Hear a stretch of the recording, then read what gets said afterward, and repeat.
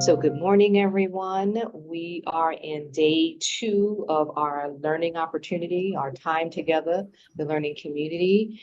And so I hope that you had a good evening yesterday and that you are kind of set and grounded for today's continuation of the work that we're doing together. So before we get started, I just want to go over a few housekeeping things so that we can kind of stay grounded in the structure of what we're doing. And yes, I'm seeing people happy Wednesday.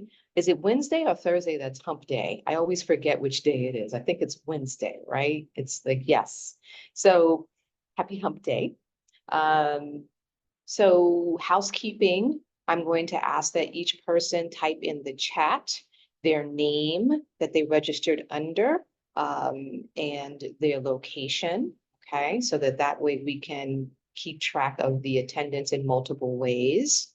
I'm going to remind you that during the process of this learning opportunity that we ask that you, or I should say we, you can tell I'm a therapist, it's I ask that you have your cameras on for the vast majority of the learning opportunity. There is a recognition that folks may need to come off a camera, et cetera, because you're in a variety of places and spaces, but we ask that you're on camera for them, or I ask that you're on camera for the majority of the learning opportunity. The other thing is, as you notice as the same thing from yesterday, when you entered the learning space, you realized that you were on mute. Please remain on mute to limit as many distractions as possible. But if you unmute yourself for a reason to ask questions, to provide insight, etc., please remember to mute yourself back.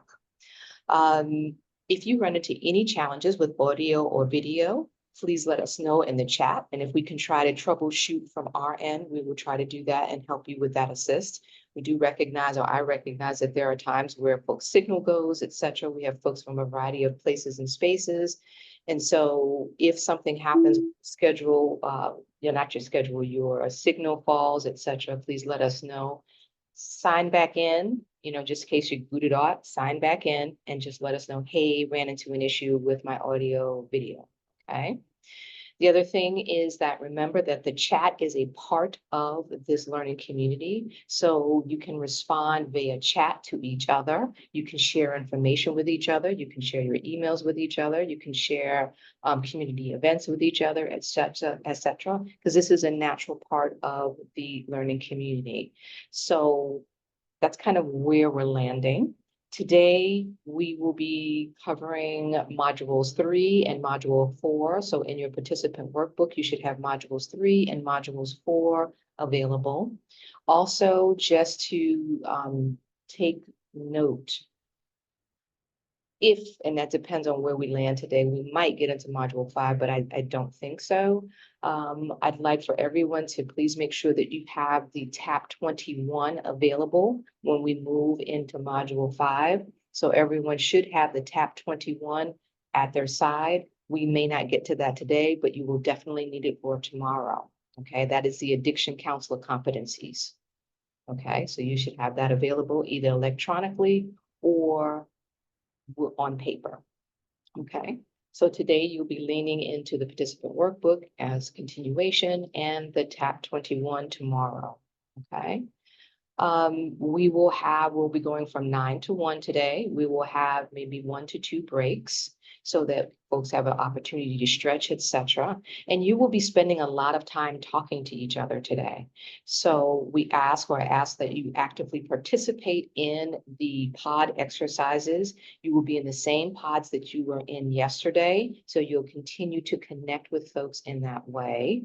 There's a lot of information that's going to be shared today, including around the Supervisory Alliance and modalities and models of supervision. So we're going to be leaning into that practice more. Yesterday was focused on the roles and definitions, and you're beginning to think about a personal model of supervision. And now we're going to get into the practice of supervision. Okay, we're going to be doing a lot of that work today. Before I get started with moving into module 3, I wanted to do a check-in and see where folks are landing, how they're feeling right now. How do they feel? Any aha moments from yesterday that we didn't have an opportunity to talk about or that you thought about in the evening? And just kind of checking the temperature of where folks are. Still waking up. Okay, that's fair. That's fair. I've got my coffee over here on the side, so I understand. Other Uh, folks? yeah, it's been going good thus far. Um, I have to be honest in terms of my personal balance of trying to do this training and trying to ignore all of the other things that are going on in the clinic right now, because despite of what you're doing now, training, people still don't have an understanding of boundaries and really, really being able to say, hey, I know you're in a training, but let me knock on your door anyway. I know you're in a training, but I need this anyway. I know you're in a training, but I need that. So it's kind of like hasn't been easy for me for the last day or so, but I'm doing my best to stay focused in this training and not let the other work entities sort of be disruptive to this important process of me learning and getting everything that I can get here. So I just thought I'd check in with that as well. So if you see me kind of like turn my head, my door, or I have to just kind of log off for a second, you understand what's happening. As a program director, they don't have an exempt for me to do trainings and not do everything else, which is ridiculous, but that's how it is, right? Yeah, definitely. I definitely hear you on that. And that's why I kind of set the stage with folks may need to step away, things happen because there's some folks who are doing this at home, there's some folks who are doing it at work. And you know what, when you're at work, regardless as to your role, the work still needs to continue. The work still needs to continue.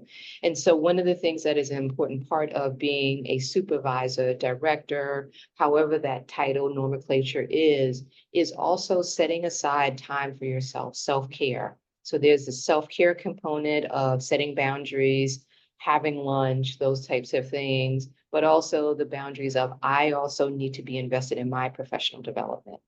And so figuring out how to negotiate that looks different for different folk. And there are, if you continue to look at some of the site, there is a lot of opportunities to kind of lean into that more around self-care, compassion fatigue, all of that. So be on the lookout for that. But it is something that we constantly struggle with in a variety of different ways. So yes, it is tough to have boundaries. It is tough to be invested in your workspace, but that is an ongoing challenge and something that you will need to figure out how to maneuver that so that you can be present for your own professional development. So I definitely hear you on that. And I think we've all experienced that. We're attempting to get a training done. We're trying to get something done, not even just a training. We're trying to get other things done, and the commitment, the folk, knocking on the door, phone ringing. And I will tell you something, during the process of supervision, the same thing happens. So you can be in the room or in your office conducting a supervision session, and there's folks knocking on the door, there's the phone ringing, etc. And so each of you will need to either revisit the strategies that you have in place and or develop new strategies to handle that. And it's a tough one. It's an ongoing one. So there is no one strategy to handle it. But I think that your colleagues in this learning community recognize that, because there are some folks who also at work and they're managing the same thing. So thank you for bringing that up. Other folk? I'm just going to, let's see, do I see a hand raise? Is that a hand raise or is that the background? I can't tell. I'm thinking, you think with these glasses, I can tell everything. Let's see. Yes. So I'm getting some response in the chat. Tired but ready for the training. Excellent. Which is that's also something that we also want to acknowledge as well. This is a lot of information coming at you. And so it's getting the information and processing it and figuring out how to then utilize it where you are and take it in. And also it informs your practice. So figuring out, okay, what part of this can I do here? What part will I need to take elsewhere, etc. All of that is a part of this process. Okay, I'm seeing some stuff happening in the chat as well. So thank you for all of your comments and checking in. I appreciate it. And it's always helpful to just kind of get that temperature of what's happening in the community, in the learning space, whether it's in person or it is virtually. I'm definitely going to move us forward because we have a lot of material to cover today. But thank you again for checking in. And hopefully today is thoughtful. Hopefully today lends itself to some more insight. Hopefully today is as collaborative as it was yesterday. And we'll continue on. Okay. So I am going to share my screen. And again, we are on module 3. And we are going to be leaning into the Supervisory Alliance first, okay? And we talked a little bit about this yesterday, and we actually set the stage for this yesterday. No matter what modality you're utilizing, no matter what theoretical orientation or theory or model, et cetera, that you're using, the key to all of this is developing this Supervisory Alliance. Much of this is connected to that parallel process of the same alliance we develop with clients, right? That we develop an alliance and all of the work takes place within the context of that alliance, okay? So it is the same parallel process for our supervisees. Our supervisees, we work to develop an alliance with our supervisees so that the work that we need to do in regards to direct observation, performance evaluations, teaching, coaching, mentoring is happening hopefully within a safe space that folks feel comfortable in having that bi-directional feedback. Because a supervisory alliance is it's the environment, but it's also what happens within the alliance, right? So when we talk about the alliance, it's talking about the rapport, it's talking about the goals and the tasks that are being conducted within that space, okay? It's talking about all of that. That's the totality of the alliance, okay? It's not just about the relationship, it's the goals and the tasks that are connected, right? And the goals and their tasks are how are folks fulfilling the requirements of their responsibilities, how are folks taking care of patient care, et cetera. All of that are those goals and tasks that are attached to this. So we really want to be thoughtful about when we talk about the alliance, when we talk about the supervisory alliance, we're not just talking about the relationship, we're talking about the goals and the tasks all connected. That's an additional connective tissue that is from Adam Horvath, Horvath, okay? And so when we think about the alliance, it's all of that connected together. So it's the bond, the goals, and the tasks, okay? That's when we get a sense of what does our alliance with our supervisees look like, okay? Not just are we able to have a conversation, but are we able to get the work done, okay?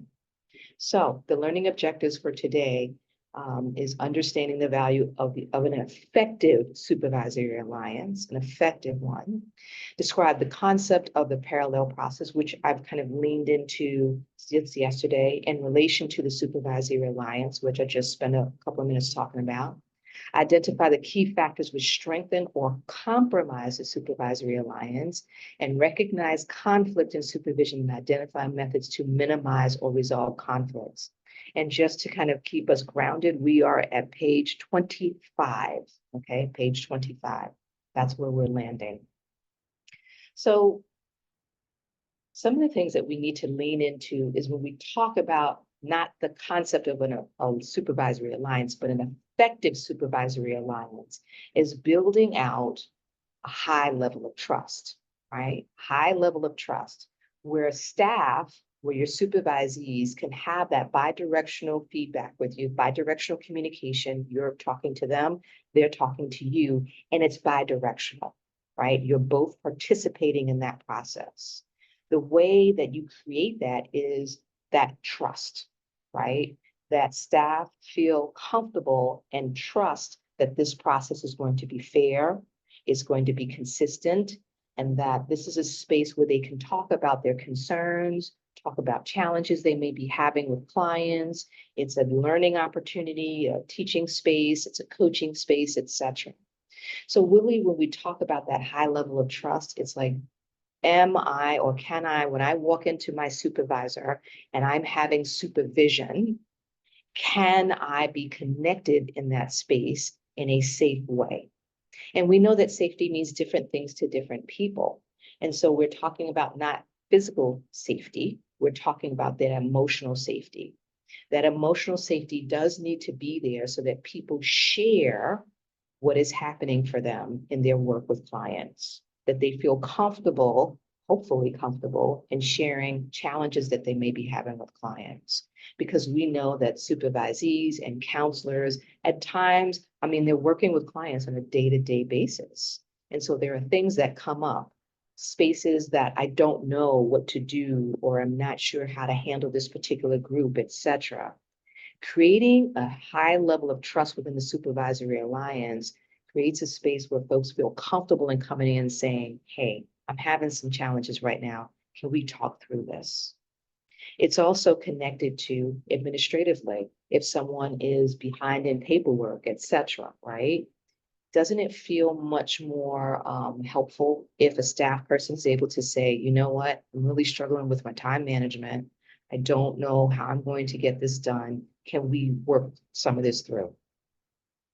Okay, so that high level of trust is indicative of the entire supervisory alliance. It's also increased self-efficacy, where folks feel like, you know what, I can resolve this. I can try to resolve it, depending upon the challenge that they may be facing. But if I run into a challenge, I can come into the room, I can talk about this, and I receive feedback that coaches me around my attempt to resolve a challenge, right? So we're talking about really coaching folks and really providing them with the motivation and the feedback that they can attempt to resolve challenges on their own. And it's also a safe space to say, you know what, can you coach me through this? I think I resolved this in a way that makes sense, but I want to walk through it, etc. Again, that's all a part of the supervisory alliance. The increased level of comfort or increased comfort. When we talk about increased comfort, when we begin to meet with supervisees, whether it's our first time meeting with them or we are new to the organization, they are new to our supervisory team, etc., there is this thought that folks need to share information, right? Share information about who they are, what they bring to the work, etc. The same parallel process that it takes clients to connect to supervisees, to folk, is the same process that happens in the supervisory alliance. Folks will hopefully, over time, as you provide consistent and safe supervision, and safe again with that emotional safety, will hopefully feel an increased level of comfort with you. That bi-directional feedback that's happening in the supervisory alliance is more robust over time, that folks feel comfortable in sharing challenges and talking through things, right? So that's something that comes over time. The same parallel process that happens between a counselor and a client, increased level of comfort.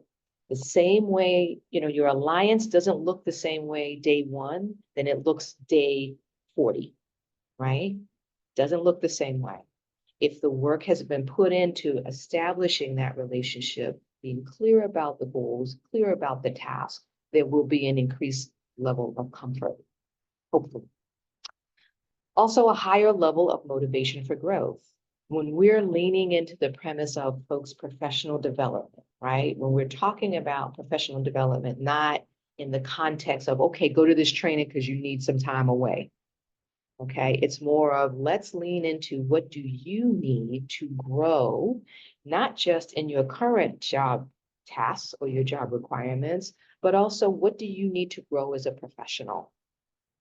And so if you're initiating those conversations with staff, that kind of lends itself to a higher motivation for growth. Because it's like, okay, I never thought about that I could, attend trainings to become a supervisor or think about a different evidence-based practice that I was interested in. Or I could take the lead in maybe providing peer supervision to my colleagues around this practice that I went to a training on, et cetera. So there's a higher level of motivation as you kind of attend to this, right? Also, there's greater satisfaction with the counselor role, right? When we talk about folk who are our supervisees, of course, folk need to have, of course, a living salary, a salary that they can live on, a salary that they can take care of their needs, etc.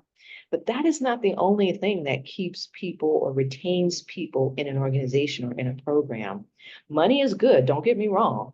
We all need money, right? We all like to do things. And me, I love to travel, so I need money to travel, right? But that's not the only thing that keeps people invested in their work. Okay, if folks are respected, if folks feel like they're heard, if folks feel like their skills are tapped into, if folks feel like you're actually invested in their professional growth, that leads to greater satisfaction with the counselor role. Okay, think about it for a second. The spaces that you have been in and you've put in that extra oomph, right? Or you felt like, okay, it's not torture going to work, rather it is like I'm at work. I feel a sense of commitment. I feel a sense of, what's that word? I feel a sense of connection. I feel solid. I feel good about the work. Are spaces where you are respected, right? Spaces where you are respected. Yes, there are spaces that, of course, we want to make a living salary, but is that the end all be all? Right? We want to think about that and think about how we are nurturing that within our supervisory alliance with the individuals that we are working with. We also want to lend itself around our effective supervisory alliance is improved counseling performance, right? When we're able to provide that coaching, when we're able to provide that teaching, when we're able to carve that out in our supervision, we hopefully will see counselors who may have had some challenges around, let's say, intake and assessment. We see an improvement in their ability to do so. That is a combination of what happens not just in the supervision sessions, but direct observation, etc. The supervisory alliance is not just what happens in the supervisory session. It's about when they see you in the hallway, or they see you in groups, or they see you in different spaces throughout the day, that they feel like they can touch base with you and say, hey, I just want to check in around this. And you can provide some feedback, some coaching, some mentoring, and then you see the implementation of what you talked about, right? So you can have these amazing conversations, these amazing moments in time throughout the day, but you're seeing staff implement it, right? That's when you can really see the counselor performance and in potential improvement, etc. So it's not just about teaching, it's not just about showing or doing role play, etc. It's about the takeaways from that supervision, the takeaways from those conversations. Are you seeing folks implemented in their day-to-day practice? Okay, does that make sense to everybody? I'm seeing folks thinking like, huh, that's a lot, right? And it's again lending itself to that parallel process. When we work with clients, we're doing the tasks, we're implementing, engaging in a particular approach, etc., goals, etc. When we see the complete circle of this, we're seeing clients implement the things that you talked about in your counseling or in your sessions, right? It's the same parallel process with our supervisees. We're seeing them implement that feedback. Okay, we're seeing them implement it. So it does hopefully improve counseling performance. So some of the tips that we can really suss through and think about is establishing neutrality and collaboration. The way that you establish an effective supervisory alliance is that bidirectional component. This is not a space where you're just talking at someone. You're engaging them in a collaborative conversation, collaborative discussion, right? that neutrality and collaboration. It's bi-directional. It's the two of you talking to each other. Okay. And so that's something that we need to attend to at all times. This is a collaboration. Okay. Supervision is a collaboration. Because if you don't have that collaboration, how will you know what the counselor's needs are? Whether it is feedback, whether it is additional training, etc. So if you have a session or you have a supervisory session and your supervisee is just sitting there and saying nothing, is that a collaborative conversation? Okay, now that happens from time to time, depending on what is occurring, but we want to establish an atmosphere of collaboration, very much like that parallel process that we have with clients. Okay. You also, and you want to think about how you want to do this, the use of self-disclosure to foster openness, honesty, and willingness to admit mistakes. None of us, including myself, are experts in any of this, right? There are things that we may not know. There may be things that we need to do further research on, etc. We make mistakes. And so if we foster that openness, that transparency, if we model for folk professionalism, if we model for folk that it's okay to admit mistakes, etc., then they will be more willing to admit mistakes or be open in our supervision and let us know when they're having challenges. Okay. And those challenges can run the gamut from challenges in their interactions with clients to I'm having some challenges with a particular client because that client may be activating something for me. There could be so many different ways that this plays out. Okay. But using self-disclosure, as in the same parallel process that we work with clients, being very thoughtful about your self-disclosure. Why are you self-disclosing? Okay, why are you self-disclosing? Being thoughtful around what you are willing to self-disclose, right? So for example, am I disclosing and then suddenly the supervision or this conversation becomes about me, right? Being thoughtful about the supervision while it is a collaboration and a mutual conversation, that it really is about what is happening for the supervisee. So the same parallel process that we think about in regards to working with clients, when we use self-disclosure, being very thoughtful about what we're self-disclosing, why we're self-disclosing it, and if there is that switch that we get a sense that the supervision becomes about you, is that really helpful and effective? Okay, so it's something you want to think about. Talking openly about the hierarchy of power and means available to resolve challenges, right? So as a supervisor, as a director, etc., we talked about yesterday that concept that you are in middle management, right? You're considered middle management. There are things that you are going to be able to resolve in the here, the now, in the moment. And there are going to be things that you're going to need to take it up the ladder to resolve. Being open about those things, okay? And talking about what that looks like. Being very thoughtful about during this conversation to not create a us versus them culture. Okay. Now, we know that we work in different spaces and different places, and the culture of the organization is a culture of the organization. What I'm talking about is leaning into the culture within your program, right? How you work with your supervisees. That is something that you can control, right? You can carve out what that looks like. Okay, you may not be able to shift the organizational culture if it is challenging, but you can shift the program culture and how you work with your supervisees. And being very transparent about the things that you can do, the things that you cannot do, and figuring out how staff, if there's things that you cannot do, you need to, navigate that up the ladder. How can staff be a part of that process?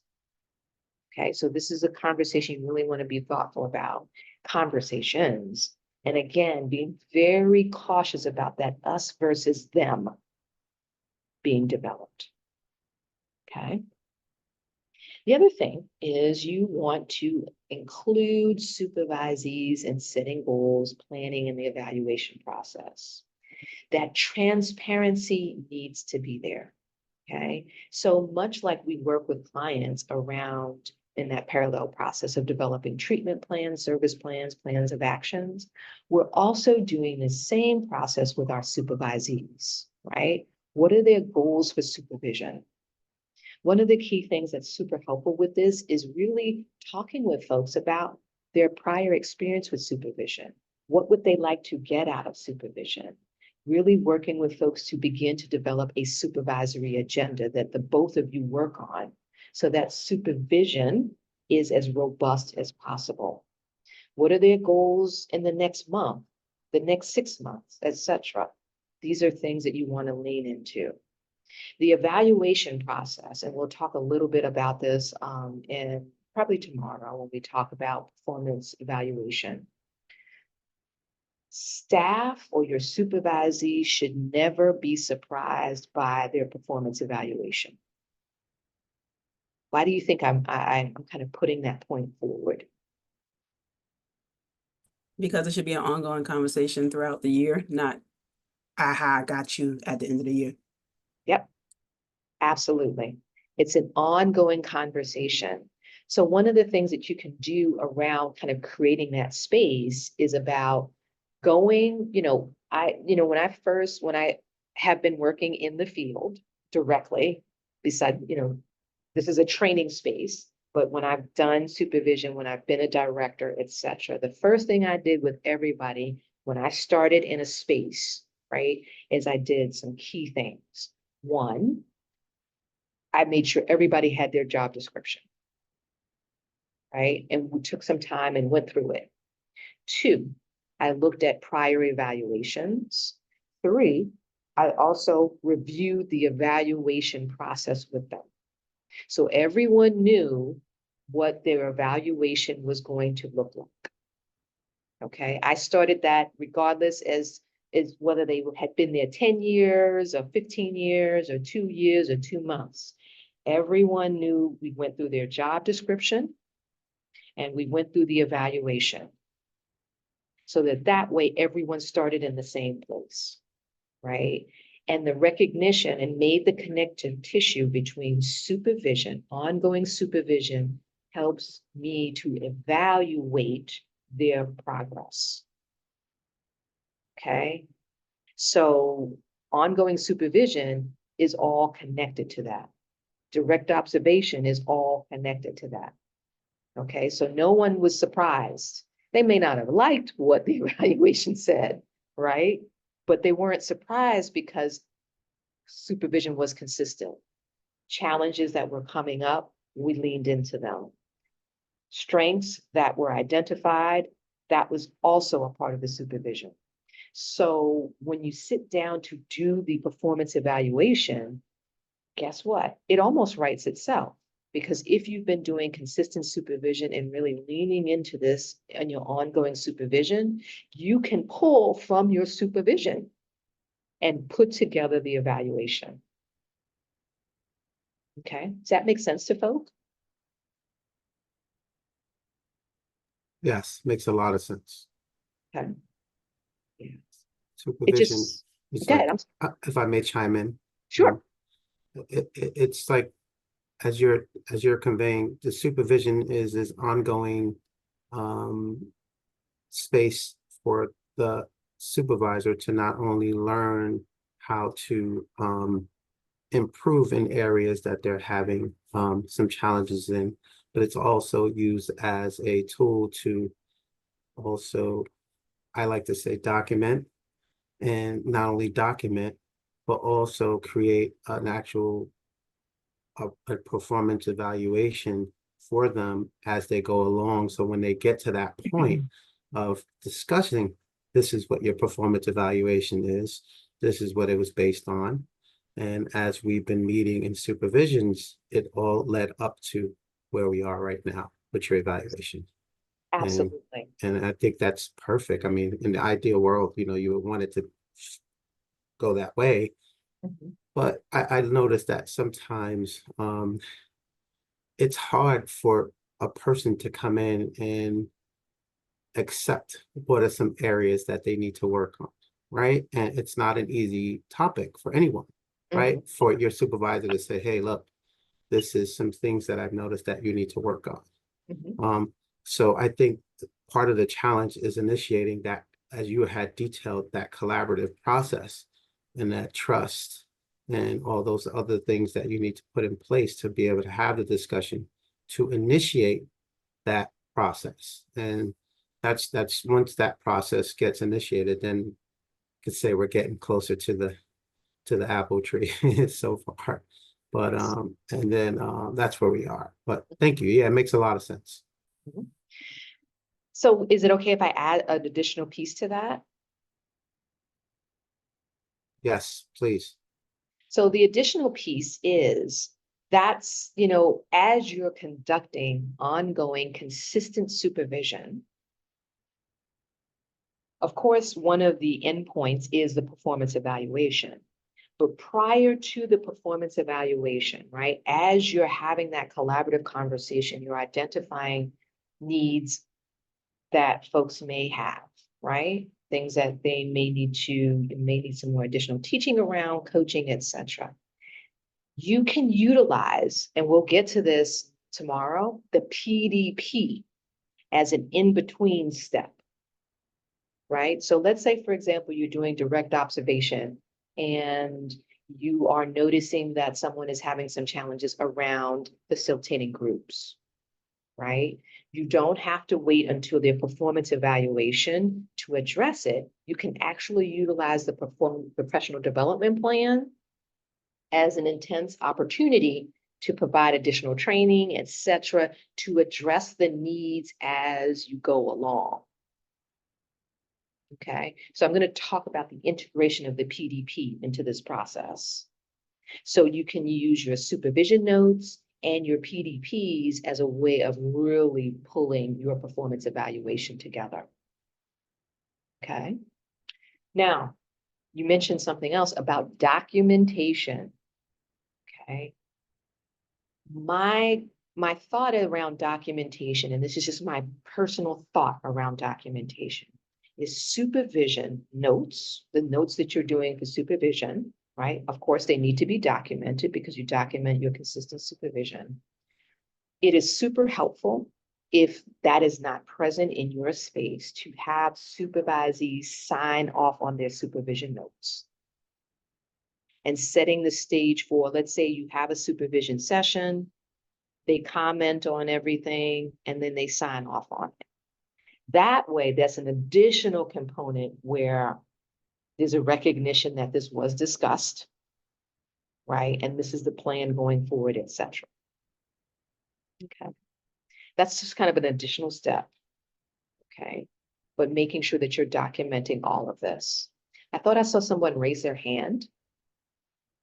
Yeah, Dr. Blackwell, that was me again. Okay. So yeah, I noticed that there are moments where they are able to sign in a moment, or Mhm. maybe the next session or the session in the future. But I Right. think the most important thing is that what we're discussing is always documented, right? Mhm. Whether they sign it or not. Right. And but them signing it acknowledges it, but sometimes you might have someone that probably aren't comfortable with signing it. And I'm okay with that, because if you don't sign it, I know that I documented it as a supervisor and we discussed it.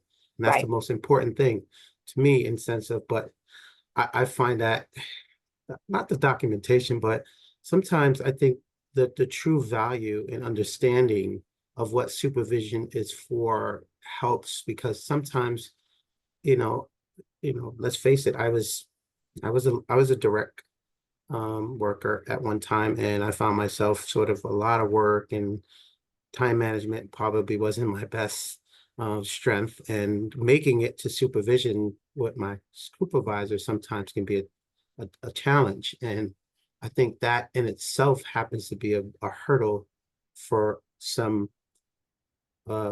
employees that we're supervising because it happens to be that I don't know if there's a value to it. They don't feel that alignment, they don't feel that trust, or they just don't understand that the value of supervision and them not coming to supervision, in addition to not coming to supervision, not making a concerted effort to make it there. Has been, ultimately an ongoing challenge with not with my particular staff that I work with now, but in the past I noticed that has been difficult, and working with staff and getting them to make it to supervision around their busy, inundated schedules is difficult. And that's why I try to stress the importance of carving out a time for you, for them, every week or every other week, however we work it out for them. And that's their time. And that's what supervision is about. And I try to get them to understand that, but there's always challenges, there's always hurdles, there's always things in the way, and I think that's something good to talk about also, I guess, maybe one of the breakout groups or something, because I'm always learning. Yeah, we're definitely going to lean into this because we're going to be moving into some scenarios, and it's kind of thinking about what this may look like. Thinking about if there is information or there's things happening to kind of get in the way, and I'm using that word, get in the way, or those words, getting in the way of developing a supervisory alliance, taking a step back and thinking about what's happening here. Are folks clear about what supervision is? Are they comfortable with supervision? And that's the checking in to see what their prior experience has been with supervision, right? Checking in around the alliance. And let's just be transparent. There are some folk who are going to give you some challenges where they're not going to come to supervision. There may be any number of things, but we want to kind of be in a space where let's take a step back and think about all the potential things that could be happening. We want to be very thoughtful about not immediately going to this person's resistant or this person, etc. Kind of standing back from that initial thought and really evaluating what's happening and asking the person what's happening. Okay, I noticed that each week there's some challenges around supervision. Can we talk about that? Do we need to reschedule your supervision for a time that's more conducive for you because this is your time, etc. All of those are potential options. Okay. And then there's sometimes it's something else, and you're going to have to deal with that in a different way. We want to be transparent about that as well. Okay. So, thank you for that. So, some of the challenges that you may find in regards to supervision are boundary issues, dual relationships, power and authority challenges, interpersonal processes, that relationship, that connection, conflicts with the conflicts with the supervisee resistance, supervisor resistance, right? Supervisor resistance and supervisee resistance. Now, while we would like to kind of own that thought process that we like our supervisees and that we want to do supervision, we may have our own challenges around supervision that we need to work through, right? And so we need to acknowledge that component as well, because remember, we're talking about an alliance, and the alliance is two people. It's not just one, it's two, okay? So what you're going to be doing is on the participant workbook, you're going to be working on a number of scenarios. And so what I'm going to do is set the stage for this as we get ready. And each pod will be assigned a scenario.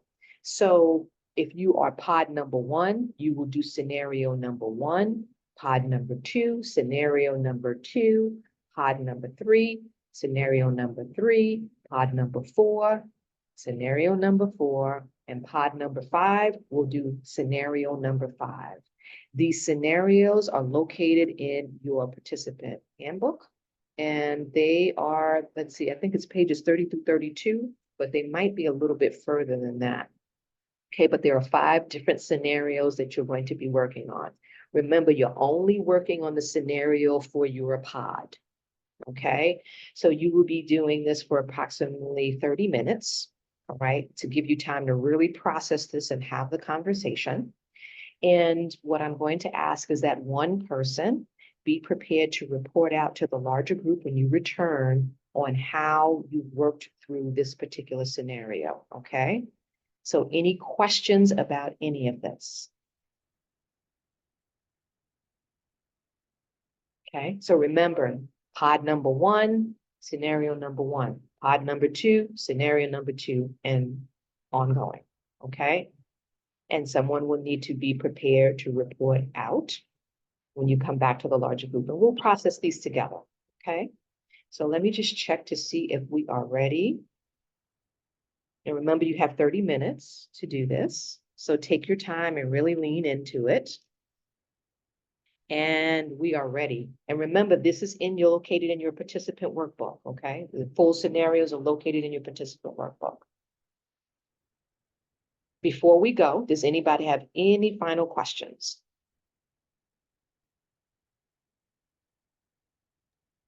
Just checking to see. Awesome sauce. So you should see your pods pop up shortly. You're going to process this and you have 30 minutes to do so. And remember to have one person be prepared to report out on what it looked like to process the scenario that you received in regards to, and all of it's connected to Supervisory Alliance, okay? So you should see the pods pop up shortly. There we go. And I will see you in 30 minutes. Second. So everyone, it looks like everyone is back. And I wanted to, before we get started in the playbacks of the scenarios, I wanted to attend to something that I noticed that was in the chat. Because I try to go through the chat while you are in the pods, etc.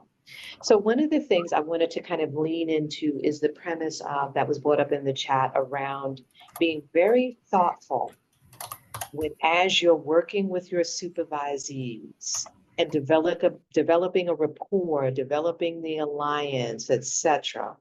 While it is a parallel process to the counselor and the client's process, we want to be very, very thoughtful that in the process of developing that open rapport with our supervisees, that we do not cross the line into therapy. Right? And it can happen very easily. When you are engaged in that openness and folks are feeling more comfortable, they may share things about themselves, things that may be impacting work, etc., that you're kind of hearing in the space. And in one way, that's a good thing because that they're sharing things that impact or potentially impacting them as individuals and could be potentially impacting the work. But remembering your role as a supervisor, and this is the supervisee, and having very clear boundaries around that.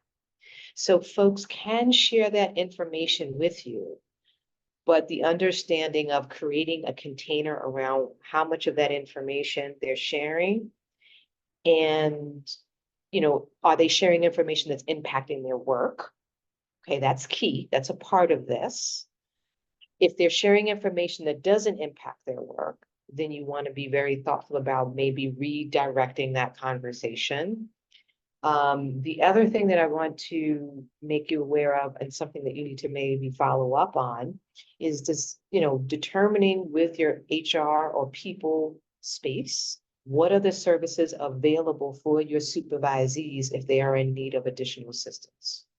So checking with human resources to see if there is EAP available, okay, employee assistance programs, checking to see what is the functionality of that, whether it exists, etc., and really utilizing that opportunity when someone is sharing information with you and they may need additional assistance, being very clear about this is the supervisory component, but that it sounds as if, let's say, for example, you may need some additional assistance with this. And so are you open to a referral to EAP where you can talk more about this or talk through this with someone who is able to kind of focus on that particular challenge that you may be having. So there's one way of thinking about it. Another way is the thing is that you have to constantly be diligent around the relationship, because when you develop relationships with people, people become more open and they share stuff with you. You really have to be diligent about, does this impact work? Is this work related or is this personal? And if that spidey sense that I like to call it goes off and this feels more personal, then really thinking about how do you redirect that conversation. And part of that redirection can be, I understand that there's a lot happening for you personally. I was wondering, you hear them out. I'm wondering how I can support you in the workspace with what's happening for you. Okay, in the workspace, how do you think this is potentially, or if it is, impacting your ability to be present for the clients, to fulfill your tasks? That's kind of how you keep it focused on the work. Okay. And I hope that was helpful to the person who posed that question, because it's something you have to be mindful of. So I'm going to give you a quick example of how you have to be diligent around it, and also be thoughtful around that folks will potentially perceive things very different than your intention. Okay. So, excuse me. So for example, I was a director in a residential setting, and we were fairly close staff. I mean, it was a small residential setting, and we worked very closely together. And I talked to my staff quite a bit, right? Just talking to them, spent some time really with them. We spent a lot of time together, and talking through things with folks, and folks would share information with me, etc. And we didn't have an EAP component in our particular program. So it was really about maybe having resources in the community of places that they could go, etc. And so I had that. So I had one particular staff person who I was working with, who was a part of my team, who one day we were getting ready to meet for MDT, the multidisciplinary team. And I don't know how this conversation got started. Again, I kind of came into the conversation. This conversation got started, and the person said, I'm her favorite. And I'm like, huh? Like, where'd that come from? Right? I'm her favorite. And it got this weird conversation. No, I'm her favorite. No, I'm her favorite. And I'm like, what in the heck is going on here? And subsequently, I had to do some work to deconstruct that, because apparently, because I was spending time talking to a particular person, and it was in the guise of supervision, they felt like because they had a rapport with me, that rapport meant they could come to me and talk to me, which I had an open door policy, but they felt like I was they were my favorite staff person.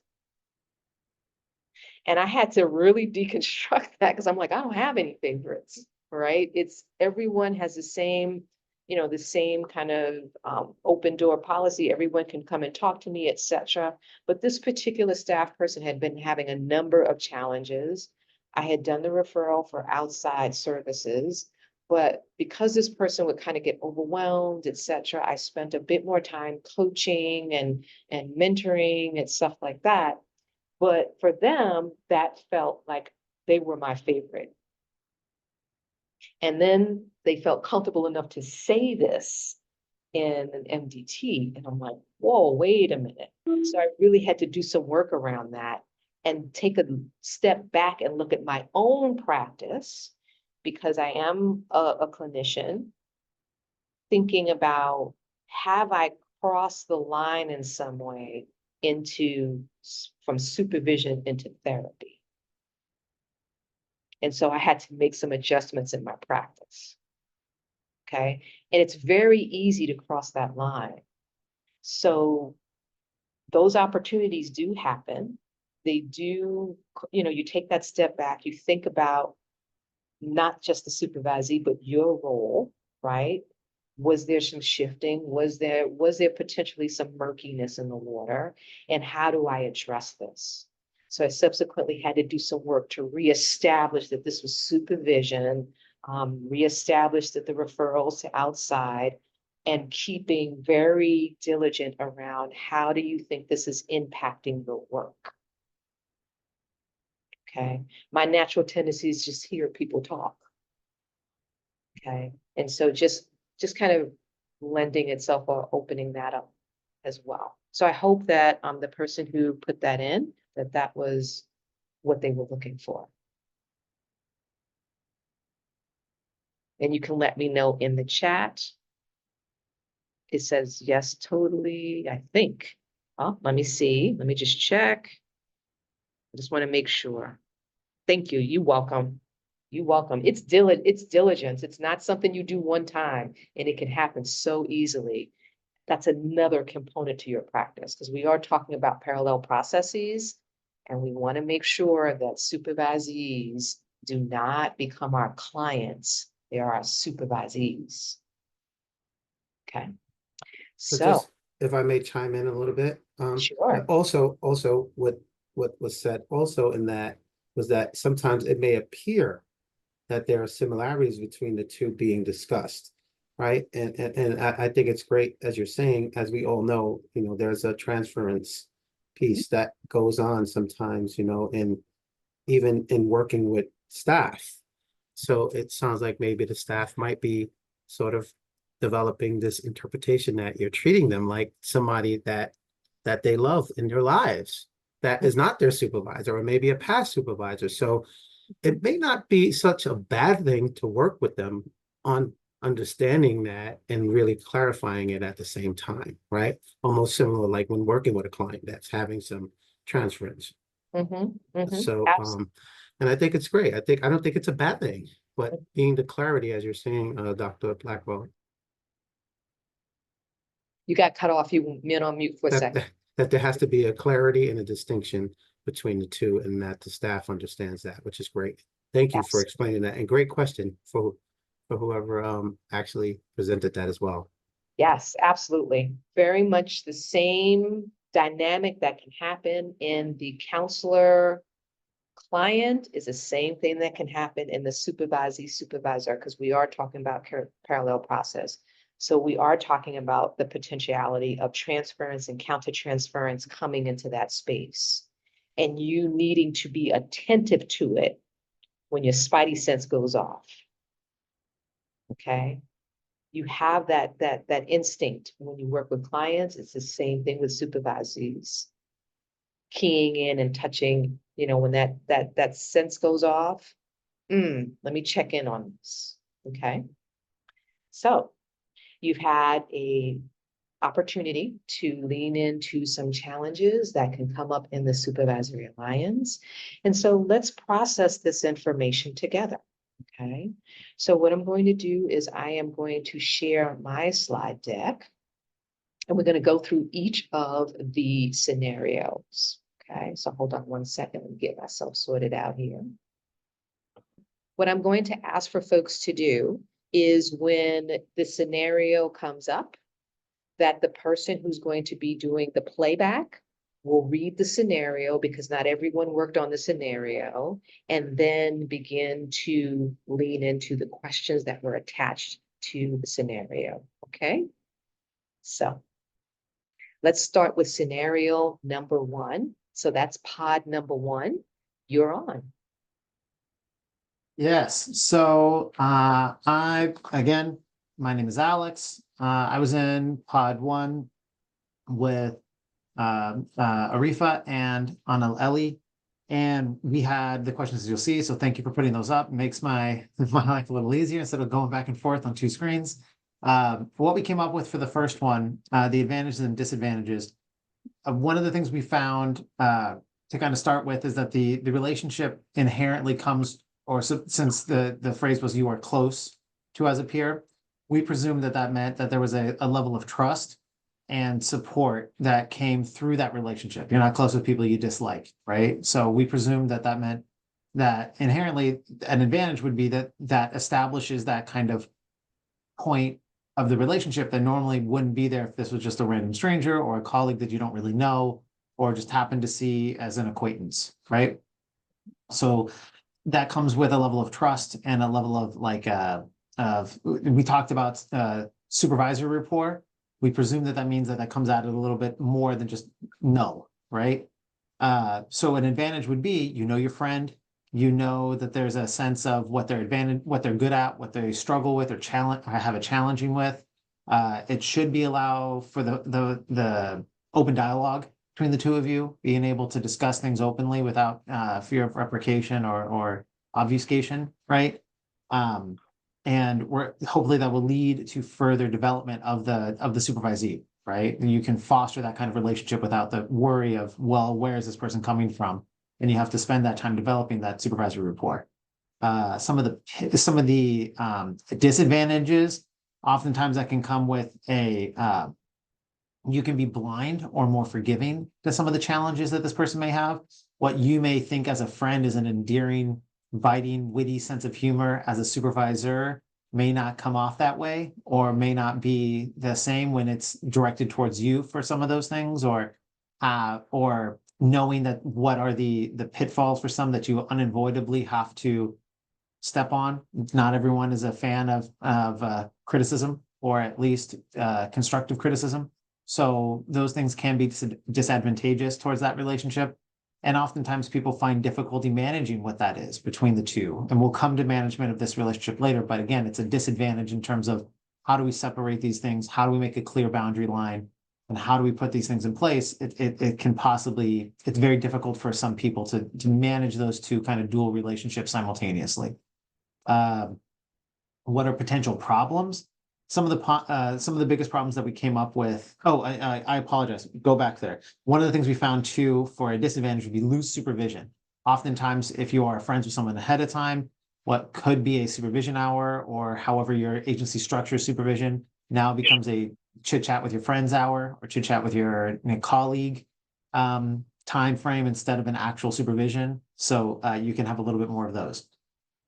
Some of the possible problems: conflict of interest. So whether that's perceived or real, oftentimes the perception of impropriety leads to difficulties. And so you can have this, well, why did they get a raise? And I didn't get a raise. Why do they get to be off on this extra day and I get my vacation request declined? Why did so-and-so get the best clients and I never get my favorite clients? Kind of situation that comes with it. Also trying to manage the administrative roles from it, we found as a real big potential problem. Again, maybe this is our presupposition and kind of our individual subjective bias, but administrative roles can always lead to difficulty with anybody's relationship, and trying to have a prerequisite of, well, we're friends, we know each other, we like me, you want to raise me up. Sometimes that can cause conflict, or at least difficulty, when there's other restrictions from the administrative perspective on your own higher ups or your own ED or clinical CD, clinical director, and things like that. So we also find that there are some disrespecting the roles or the resistant to those roles. Again, blurring those clear boundary lines between supervisee to supervisor, not colleague to colleague or friend to friend kind of thing, can also be a potential problem for those in lots of a myriad of different ways. And then ultimately, those all kind of coalesce around that the ethical issues that come with that. Where are my ethical concerns for the clinical distribution that I'm under as the supervisor or the supervisee, as well as my administrative obligations as part of the hierarchy inherent to the agency or the organization, right? So those are some of the again, general problems that we found when we were discussing this. And ultimately, how do we manage it, right? And I apologize if I'm talking too long. I'll try to expedite this or be concise as quickly as I can. One of the things that we really kind of wanted to talk about is really kind of table setting at the very onset of the relationship shift, because it's a new expanding of the relationship as a whole. And what does this mean? And how do we do this? These are the things. I am not your friend. This is how we handle this situation. These are the rules. These are the expectations. Hopefully the agency you have in there has a clear PMP manual that will instruct you on how to do those things, or make that a clear set line. But it's basically the analogy we used was setting the table. These are the expectations. These are the mandates. These are the obligations. These are the requirements. So that way, whether it's a week, a month, or a year further into the relationship, if there is a conflict, if there is a potential problem or I don't want to use the word resistance, but a difficulty circumstance, you can point to these things and say, hey, remember we discussed this. This was what we're doing. These are this is the manual. This is how we follow through with these things. So even if it's a uncomfortable conversation, it's a conversation that can get ironed out with a level of respect and understanding that's mutual, even if it's uncomfortable. And that all kind of ties into the other things we discussed in terms of having clear boundaries, clear and clarifying roles, and what are the objective supervisory standards, what are the objective supervisee standards, right? What should each person be able to expect? Here's your job descriptions. These are not things that I'm making up subjectively and painting myself. These are things that we do for everyone. And ultimately being consistent, because the other thing we wanted to really manage from a perspective of as the supervisor is that I am providing consistent supervisory recommendations and standards to every single person, because ultimately this just like most family dynamics or group dynamics, interpersonal relationships are more complicated than just a one-on-one. It has repercussions and ripple effects to all those other people, either directly under you or within the organization as itself, meaning, oh, so I see, if I'm friends with my supervisor, then I can get anything I want. So that means I got to now politic and make sure that I am friends with them, or that I do these other things outside of what is actually expected of you as an employee or as a supervisor or wherever you are on that hierarchical ladder. There's more to that if I just, get cozy up to this person, or if I do more, glad handing or kind of kissing babies and shaking hands kind of thing to this other person. So that's kind of the things we came up with. So thank you for letting me talk your ear off. Excellent. Thank you so very much. And it sounds like it was a very robust conversation. So thank you for that. And so some tips from kind of leaning into managing boundary challenges. And again, this is some of the stuff that was definitely talked about in the playback, is dual relationships cannot always be avoided, right? There are times where you may, I think it was mentioned day one that you may have been a peer with folk and suddenly, or through a advancement, you are now their supervisor. So how do you manage that transition? And one of the things that you want to lean into is raising the issue that the dual relationship exists. Like, that if you were formerly friends with this person or peers with this person, etc., it's really talking about what this is going to look like going forward. Okay, what this is going to look like going forward, having that transparent conversation. Sometimes we wait to have the conversation when something comes up. In all actuality, when that transition happens, it's best to have that conversation at the very beginning so you can always revisit it if necessary. You want to discuss the potential impacts of that shift, okay, and establish agreements on how to proceed going forward. Again, things that were talked about in the playback, but also when you're making that transition, when there are challenges with boundaries, etc., identifying a mentor to discuss this, okay? So really leaning into your own supervisor, maybe HR. And I always want to say HR is not just, okay, challenges and something negative is going to happen. HR also has a consultant functionality. Okay, you can talk through things with HR to figure out how you are able to handle certain particular situations, plan, etc., for resources, etc. So HR does have a functionality process as well. So these are some tips on how to manage boundary issues, but they do come up. And so it's about when it happens, right? When it happens, not being hesitant to address it head on, okay? Address it head on and really figuring out how to work it through, okay? That's the key, okay? So let's go to pod number 2, and thank you, pod number 1. We're talking about power and authority. So pod number 2, you're on. Hey. Hey. Do you want me to read it, or should I just jump in? Okay. During the past year, because of staff turnover, the capacity to do periodic reviews has been mitigated. You are preparing to conduct an annual review with a supervisee who is consistently late from our lunch break, late in his or her charting. 60% of his or her clients have dropped out in the first 30 days of care. So this one was a little, took a lot of discussion between the three of us to sort of get through all of these and give examples of what these things might look like. We were thinking that examples of supervisor overusing, abusing their power and authority could be being dismissive of the pressure that the clinician might be under, causing these issues, and then threatening to withhold pay or benefits or breaks, or undermining the staff's ability to solve problems. Those were some of the things we came up with, or, those were the things we came up with for number one. Number two, what might cause supervisors to underutilize their power and authority, just doing it just taking care of the problems themselves and not working with their staff to problem solve, not taking any action and just letting things continue as they were without even, really speaking to the employee or anything that they might say to the employee holds no weight, doesn't problem solve, and nothing changes. Number three, how will the fact that the supervisee's compensation package be influenced or impact the relationship? That one was really hard for us because aren't there a lot of laws that protect compensation?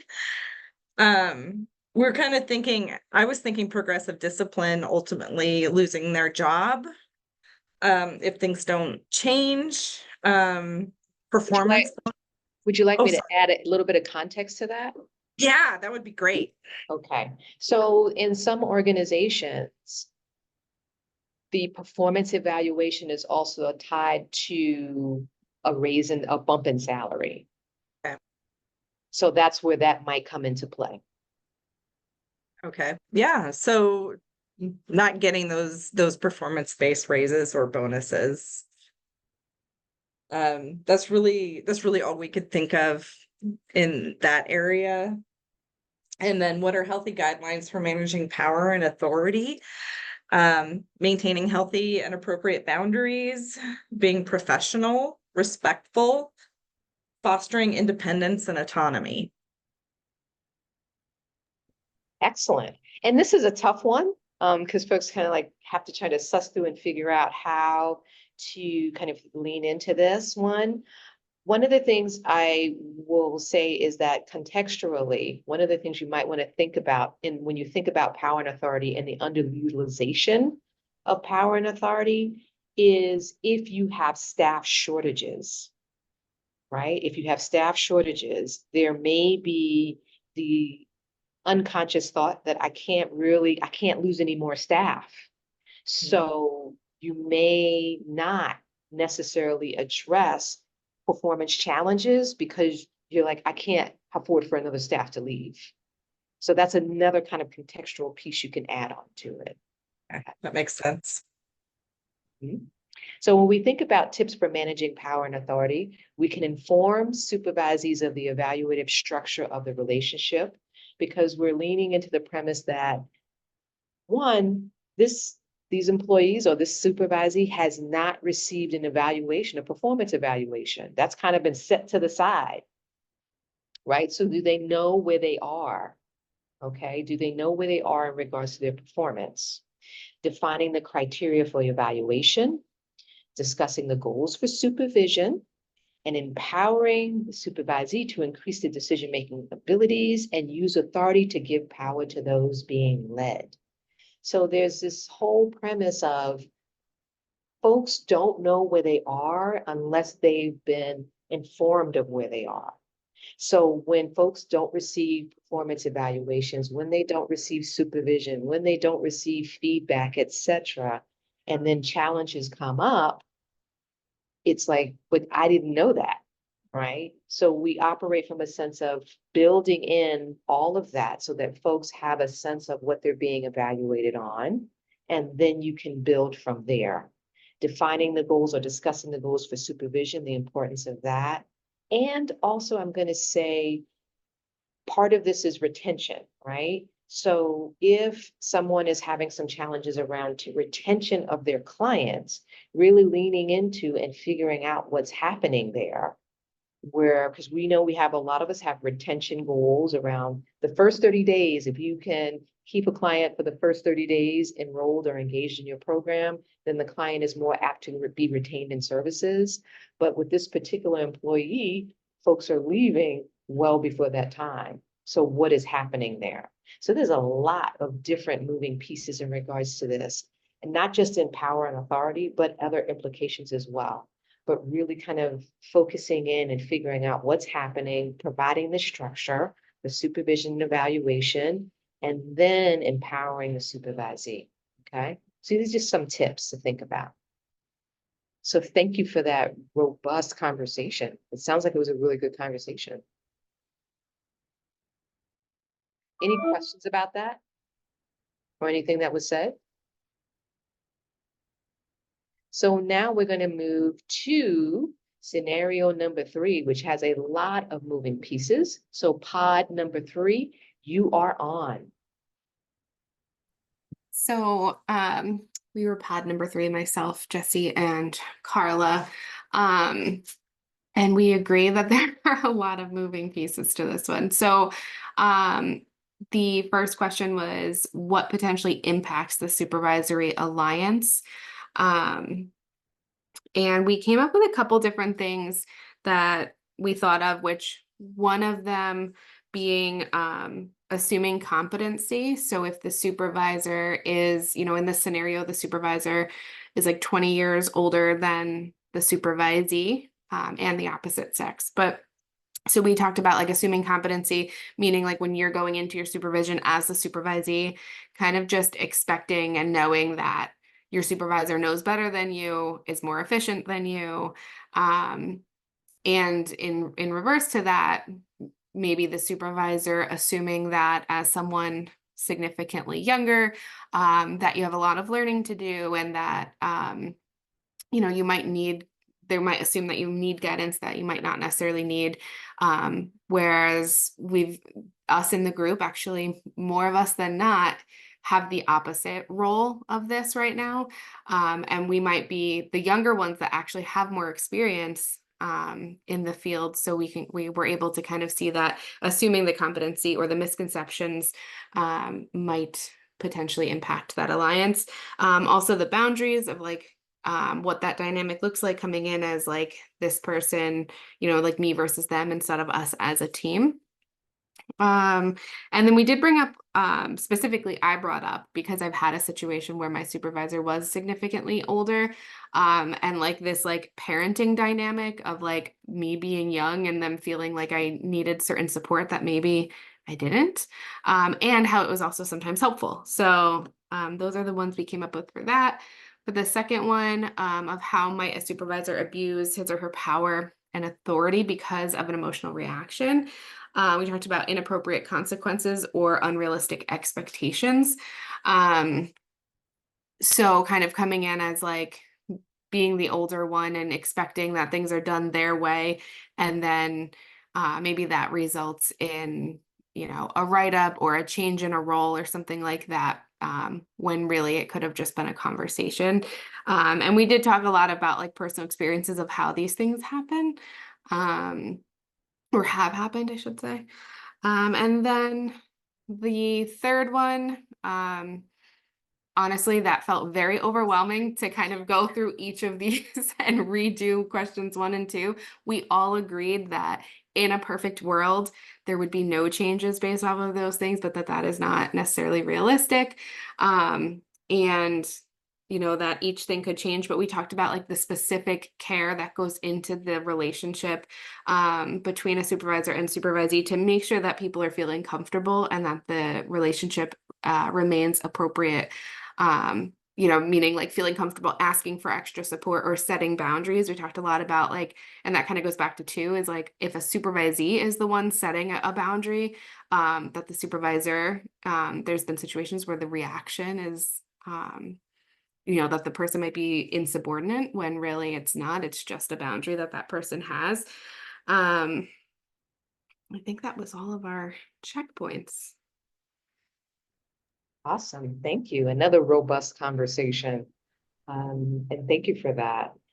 So what are some tips for managing this? And hold on one second. So a lot of this is kind of thinking about the relationship and transference and countertransference, which is a little bit of what we talked about earlier today. And so really leaning into the premise of supervisors need to be aware of the feelings which may be impacting supervision. Okay, not only the supervisee's feelings, but their own feelings, and when that comes into the room and how that is manifesting itself within the supervision or the supervisory alliance. Supervisors need to recognize clues and really take a step back and do some self-examination and have their own supervision. So our immediate thought is, what's happening with this supervisee? What's my role in this? What do I need to do? And do I need someone like that mentorship to kind of suss out, is this me or is this the supervisee, right? And figuring out what that looks like. And so supervision, being a supervisor, and I'm collapsing director, VP, all of those situations under this. Being a supervisor, there is this need for consistent self-examination and reflection. Okay, how you're working with folk, how you are supervising folk, how you are working within the organization, etc. So that self-reflection or that self-examination is something that you're doing on an ongoing basis, and then making potential shifts as you're doing that self-examination and hearing really objective kind of thought processes from your supervisor and other mentors that you may have in place. When relationship issues are more transparent, when counselors bring things to the table, right? If a counselor feels safe, when they feel safe to bring something to the space, it sets the stage for you to be more open to addressing the challenges as they come forward. It's much more easier to navigate those challenges, to potentially resolve them if someone brings them to the table. Whether it's you taking the ownership of bringing it to the table because you're getting something, you're feeling something that's happening in the shift in the energy in that space or in that relationship, or the supervisee bringing it to your attention. It provides an openness and a transparency to really work through and suss out what's happening in that space.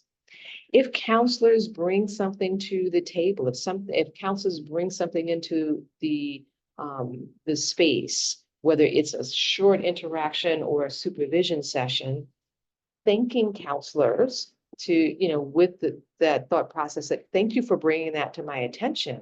Thank you for feeling safe enough in our space and our work together to talk about this so that we can then lean into it and begin to work towards some sort of resolution or you feeling more comfortable, etc.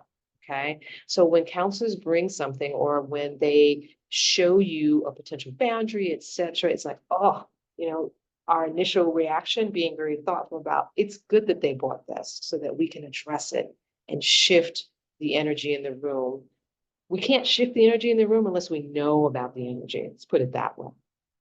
Okay.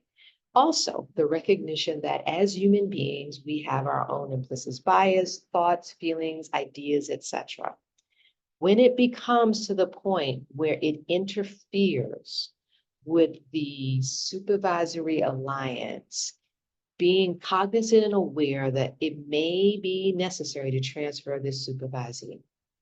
There are situations where the supervisory alliance, there's a rupture within the supervisory alliance, and it may be more conducive to the supervisee to transfer them to someone who may be able to address or may be able to kind of deal with that potential rupture, okay? I want to be transparent that there are situations where you may not have the option to transfer a supervisee.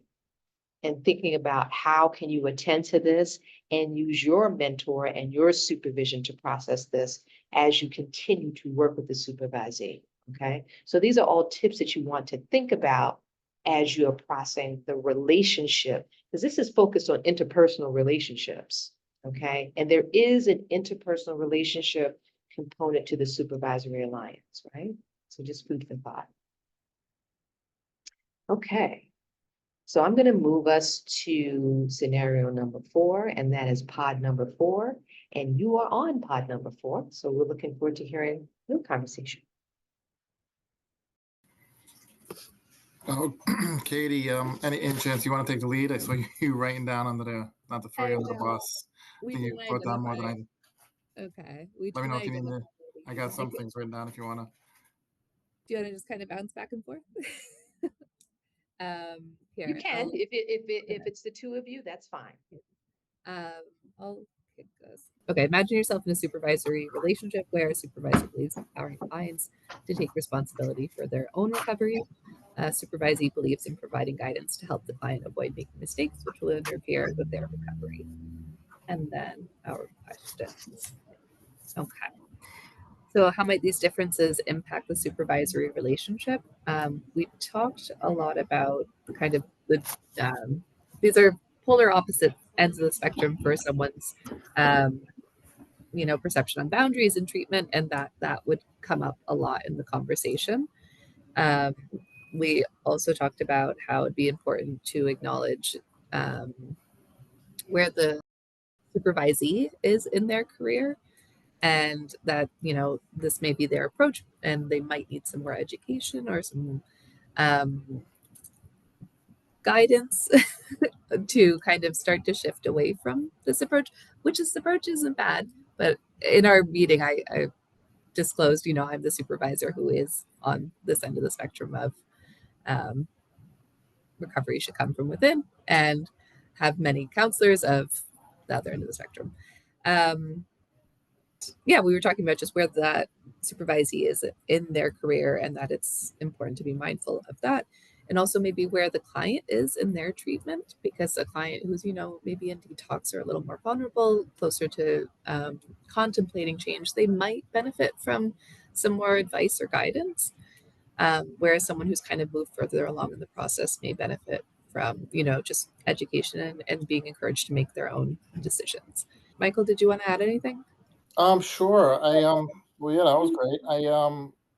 I made a list, so bear with me if you want to ask any clarifying questions. Feel free. Some of the things that I had was regarding the impact it can lead to conflict between the two of them, and it's in my mind, it's going to be the supervisor's responsibility to identify that and kind of redirect it. As far as like what you said, in my experience, that particular approach is with newer counselors in the field. And for myself, it was more of like a peer approach, and it's the supervisor's responsibility to kind of identify that and build their clinical skills and educate them on how to build a proper relationship with somebody with a therapeutic alliance rather than peer-to-peer. It was something about self-efficacy. So I mean, if it leads to conflict, I don't know. I'm sorry. I can take some better notes next time. Okay, I think. Do you want me to take over for question 2? Sure. Well, I mean, so some of the other impacts that I just had listed is it could definitely impact the communication between each other. I think it's important to build a trust and respect for each other's approach before, I think you said, like, shooting them down as far as during the communication. Like, that's their style at the end of the day. Maybe they just don't know anything different, right? And it also, for me, it's about that balance of back and forth as far as going through the different therapeutic approaches, as far as whether it's offering guidance or advice build in self-efficacy to encourage the patient to learn from the mistakes. And, you know, failure isn't the end as far as we learn from failure. And I think the most important thing is probably the communication behind it. Okay, That's all I have. I'll jump into question 2. What are special considerations supervisor will have to give to establish a successful supervisory alliance? Some things we came up with when we talked about the career. We also talked about, talking about boundaries and like the supervisee possibly being slightly overly enmeshed. And I think being mindful and aware of that person's history and trauma without being too nosy, without becoming their therapist, but acknowledging what their pattern of relating and engagement is with the clients, and maybe trying to draw attention to, over enmeshment and what it can lead to. And if it's personal, finding out if the supervisees work with the clients is personal. If so, it's something to be monitored. To find a way to provide a safe and supportive environment in supervision, because again, we're talking about these things in my mind are polar opposites, but both have value and merit to their approaches, and both parties should be able to fully express themselves and have their opinion and voice heard in the supervision. Providing education, so special considerations, making sure that supervisee continues to receive education about different approaches. That's all I got there. Should I just go to question number 3? To add on it, I do believe it's important to have an open and honest dialogue with the supervisee.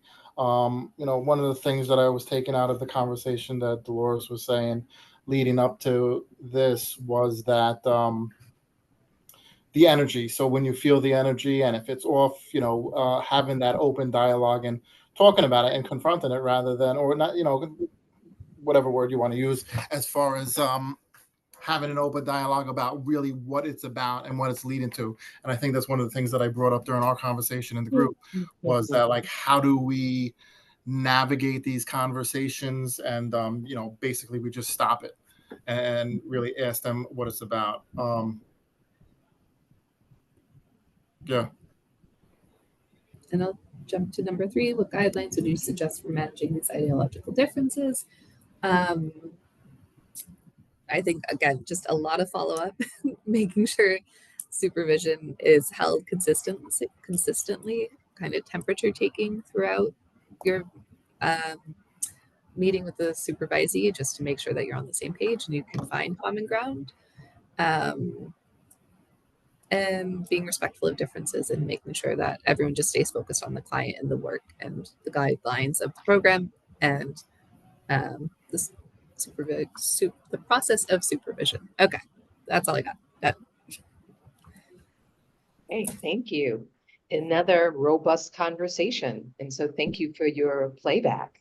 And so just some tips to kind of think about is, and some of the things that you've embedded in your playback were open and frank discussions, which is key. That transparency is incredibly important. And having the discussion, not just kind of feeling the energy shift and just letting it lie, just having the discussion. I will add an additional caveat that when you open that conversation, being prepared that the person, the supervisee, may not be ready to have that conversation because different folks process the information differently. So it might be, okay, I was just wondering or checking in around this particular challenge or what I felt like was an energy shift. And the person may say, no, everything's fine. But then come back the next week or the next opportunity and say, you know what, I was thinking about what we talked about and I wanted to add a little bit more onto that. Or you saying, hey, I just wanted to circle back to see, we had a conversation last week and I kind of left you with some questions, etc. I was just wondering if you had any thoughts you wanted to add to that, etc. Kind of circling back and revisiting it. Because folks in the moment may not feel comfortable having that conversation, but just because they don't have, may not feel comfortable in the moment having it, still taking the lead and checking back to see if they had some thoughts about it. And they still may have no thoughts about it, but that's okay. You took the road of, okay, I'm just attending to this. Okay. Describe a satisfactory relationship, identify steps to reach a satisfactory relationship, share goals and gauge similarities, acknowledge the counselor's challenges, and recognize, appreciate, and understand the counselor. Okay. Counselors and supervisors, or supervisees and supervisors, can have differing opinions. It's about how do you develop consensus so that the client care is not impacted, right? So the client care is not impacted. How you develop a consensus is by respecting the differences and kind of building that consensus as best you can, okay? And recognizing that sometimes you just have to agree to disagree. However, making sure that it does not impact client care or clients are not being negatively impacted, okay? All right, so let's move to our last scenario, which is for pod number 5. You are on pod number 5. Good morning, everyone. Good morning. Okay, our scenario was on resistance. First, let me say, one of our pod members, Rita, she was having quite a bit of difficulty. We could hear her in another pod, which was kind of affecting our ability to stay focused. But in any case, the resistance, a supervisee's former supervisor was highly critical, directive, and constantly disappointed in the supervisee's performance. Now, in a new supervisory relationship, the supervisee is hesitant, afraid of criticism, of taking risks, and of being observed, even though the supervisee is achievement oriented. There seems to be a strong fear of failure. The supervisor notices the resistance to supervision and is trying to communicate that making mistakes and taking risks are a natural part of the learning process. For question 1, what does the supervisor have to attend to in this situation to enhance the alliance? Okay, we have like a one-line answer: developing a good supervisory relationship with the supervisee. Because of the supervisee's past relationship with a supervisor, they may be like very closed and untrusting and whatnot. So in answer to the second question, how can the supervisor reassure the supervisee? By creating trust, listening to the supervisee, communicating clearly, being able to admit her mistakes to mistakes, being consistent and transparent. And the new supervisor should be able to display good leadership skills. Number 3, how would the needs of this type of supervisee impact the supervisor's expectation and how the relationship will develop?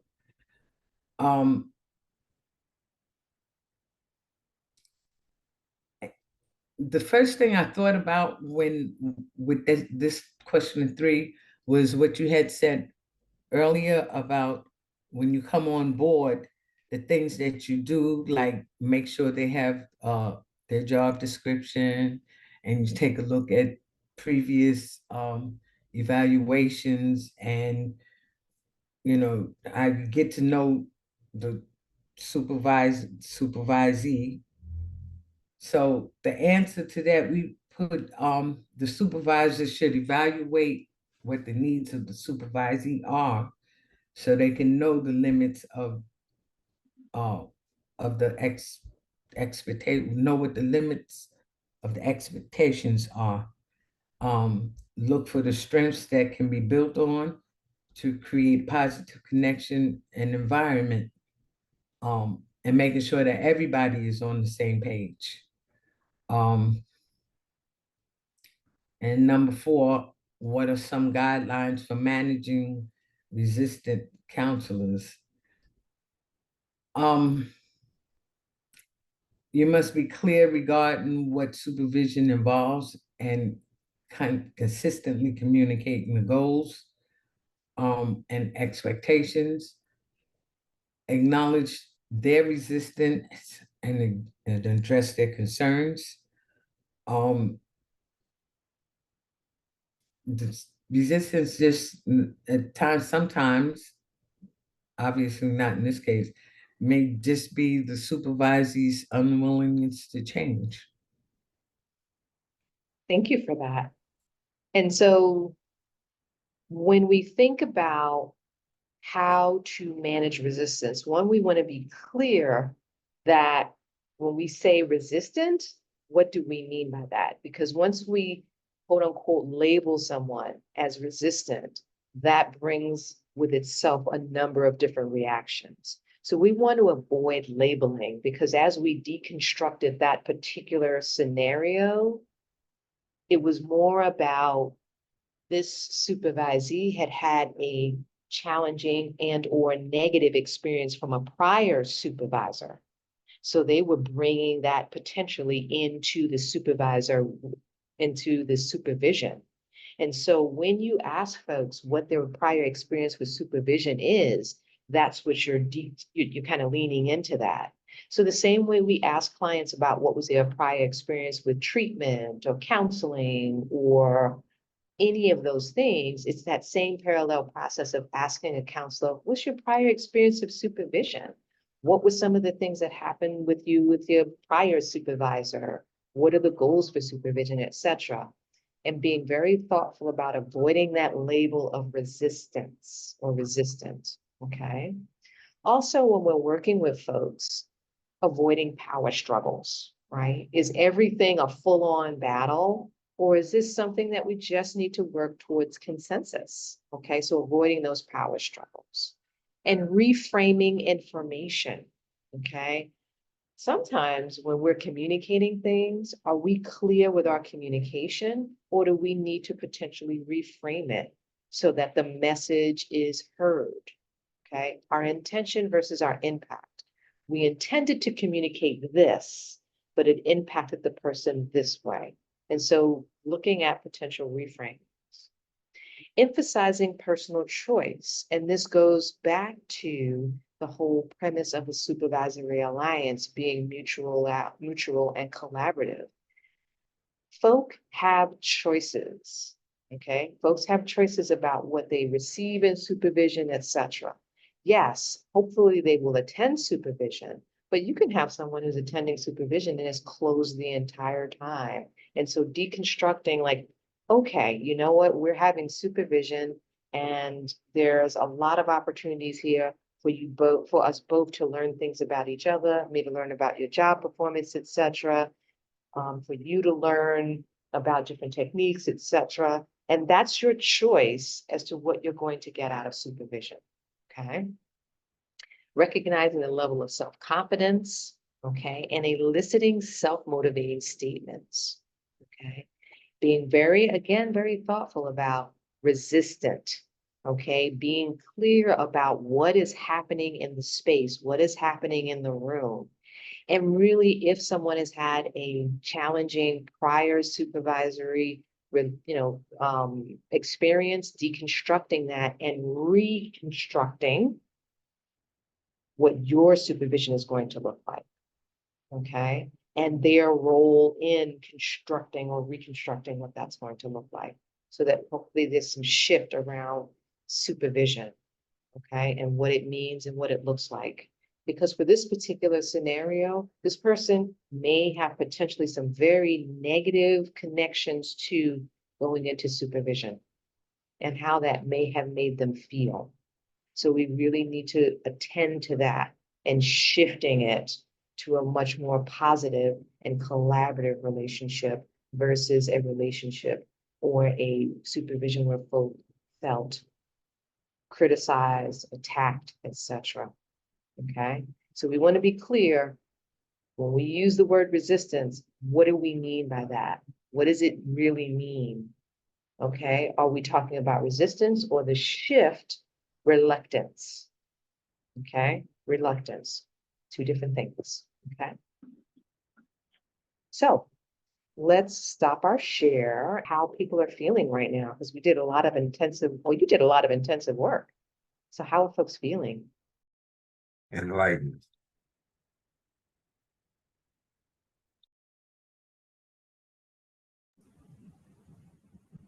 Enlightenment is a very good, it's a very good word for, yeah. I really appreciate all the conversation. I think it's just such a good reminder that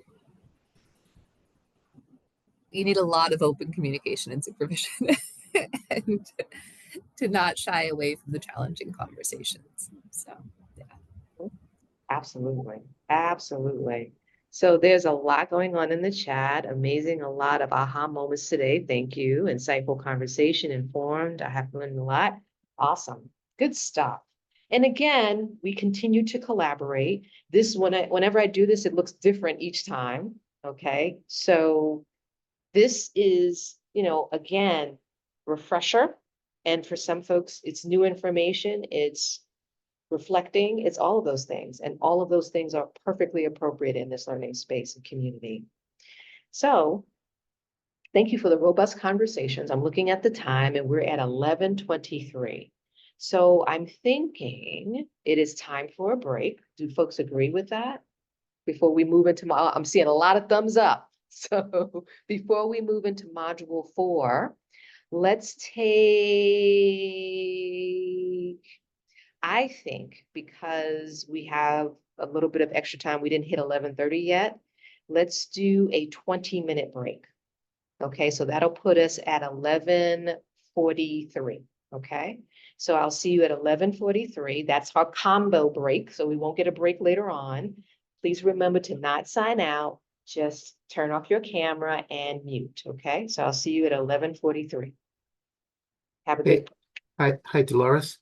Yes. I'm sorry, Dr. Blackwell. I have a question. If I needed to switch from my computer device to my phone, and I need to log out, would I be able to get back in? Yes. And Okay. who is that? This is Felix Okay. Pena. Okay, my colleagues will hear, they heard that conversation, so they will help assist, okay? Yeah, so if I switch over to my phone, you know what's going on, okay? Okay, thank you. Thank you as well. All right, bye-bye.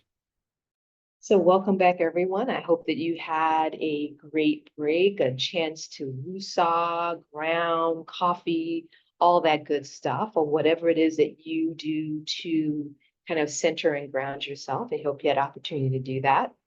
So we are now going to head into module number 4. Module number 4, so that's kind of grounding you in the material where we're landing right now. And I'm going to share my screen. So now we're leaning into supervisory modules and methods. Supervisory modules and methods. And so the learning objectives for this particular module are to define when to use selected modalities, describe the 3 different methods of gathering job performance information, and listing methods for individual and groups, clinical supervision, and building enthusiasm for direct observation. Now, I mentioned yesterday that direct observation is the gold standard for evaluation. When you see it, when you hear it, you can speak to it in a much more informed fashion. But direct observation is something that folks may have some challenges with. So we want to build some enthusiasm for that. And so kind of leaning into this a little bit further, right? let's talk a little bit about our clinical supervision models that we've talked about thus far, right? Yesterday, we leaned into competence-based. Can someone tell me what competence-based is? A simple, concise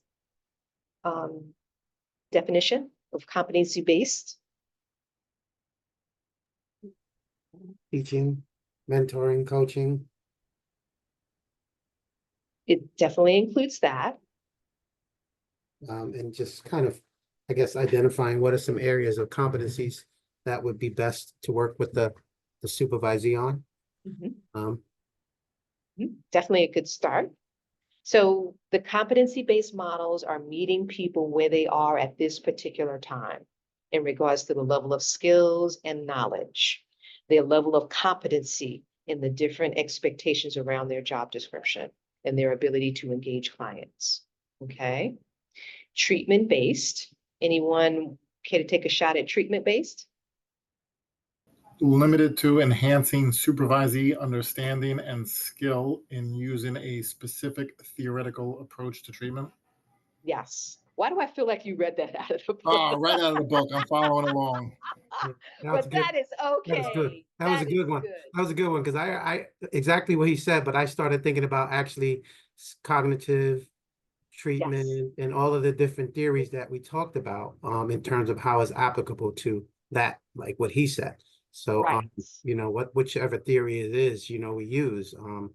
So that's psychodynamic, that's cognitive behavior, motivational interviewing. Yes, all that good stuff. Good stuff. Thank you for that. Etc. So we have developmental. Anyone care to take a shot at developmental? Basically, it is dealing with the counselor's growth, where they're at.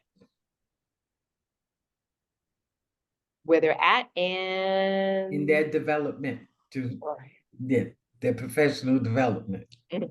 So where they're at in regards to their competency, right? So competencies based is just focused on where they're at and the level of skills and knowledge they have.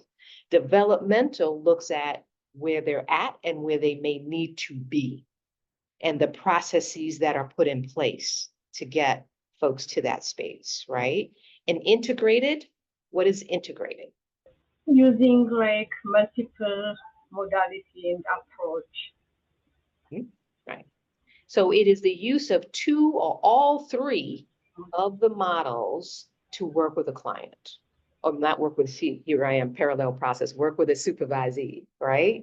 So it could be a combo of competency-based and developmental or treatment-based and developmental, or it could be all three. And when we do that, and when it's two or more, we're talking about an integrated approach, okay? So just kind of we're taking a moment to remind ourselves of that. So the modalities that we are going to lean into are individual, group, and peer, right? Now, when we talk about the modalities, we can definitely hone in on the individual and group supervision, but there are opportunities that we kind of don't recognize our peer supervision or the importance of peer supervision and how it can be a part of the total kind of package or the total kind of tools at your disposal, okay? The tools at your disposal. So how do you kind of figure out, or how do you lean into what would be an appropriate modality for a particular staff person? Because we're talking about individualizing this, right? We're talking about individualizing this. And so one of the ways that you kind of lean into this is the use of the supervisory or supervision modality questionnaire. Now, this is located on page, hold on one second, that's page 34 of your participant workbook. So what I'm going to ask for you to do is we're going to take about a couple of minutes for you to go through that and give you 5 minutes to go through that. Then you're going to move into your pods and really process a couple of things. What were the things that surprised you? What were things you didn't think about before?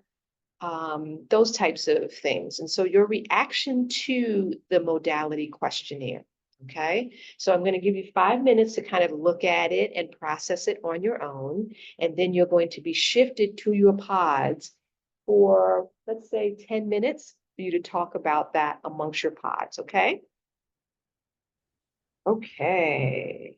So I hope that folks were able to get a sense of the tool, the process, how to kind of develop that collaborative plan with your supervisee around the modality that they would find most helpful. Okay, not everyone responds well to individual supervision. Not everyone responds well to group supervision, etc. Kind of really leaning into some things to help you kind of make that decision-making process. So I just wanted to open it up for a couple of seconds around what were folks' responses about or responses to the questionnaire. Was there anything that folks found surprising when they looked at the questionnaire? Anything that was at, never thought about that. Jennifer? Sorry, my mouse just disappeared on me. I think I was having trouble defining different modalities for different things because I was trying to, we ran out of time, and so I wasn't able to really expand on my thought process on this. But in my agency, we work with interns, and we work, we have bachelor's level people, we have master's level people, we have co-occurring folks who do SUD and mental health work. And so there's a lot of different needs, licensure needs. And I was saying that, I don't necessarily think of a modality going into supervision. I go into supervision with, kind of waiting to see what they need in that moment. Just the needing to be able to assess the need in the moment based on what that person has brought to supervision. I mean, with interns, it's just generally, competency based or developmental based. But when it's somebody who maybe has graduated and they're working towards full licensure, it could be anything. Absolutely. Absolutely. And this is a tool. It's okay if I comment? Oh, please. Yes. Okay. This is a tool that you can utilize, of course, after you've met with the person. Okay. So, because there are other considerations to be thoughtful around. What is your agency's policy around supervision? What are the credentialing needs for the particular person? For interns, generally, they need once a week individual supervision. So it can be where you have some parameters around the type of supervision you provide, but this can also be used as an opportunity to think about additional supervision opportunities. So does a person, they may need individual supervision, right, for, let's say, licensing or because they're an intern, but would they also benefit from group supervision? So this can be used in a variety of different ways, but it's something to kind of help conceptualize, okay, what would be most helpful to the person, and having that conversation with them, because sometimes folks come in and say, you know what, I don't, in group supervision, I just feel like I freeze. I don't want to talk, etc. I feel more comfortable in individual supervision. So it's really about using this as an opportunity to have the conversation with folk and see where they're landing. Okay. I think I see, Alex, you have your hand raised.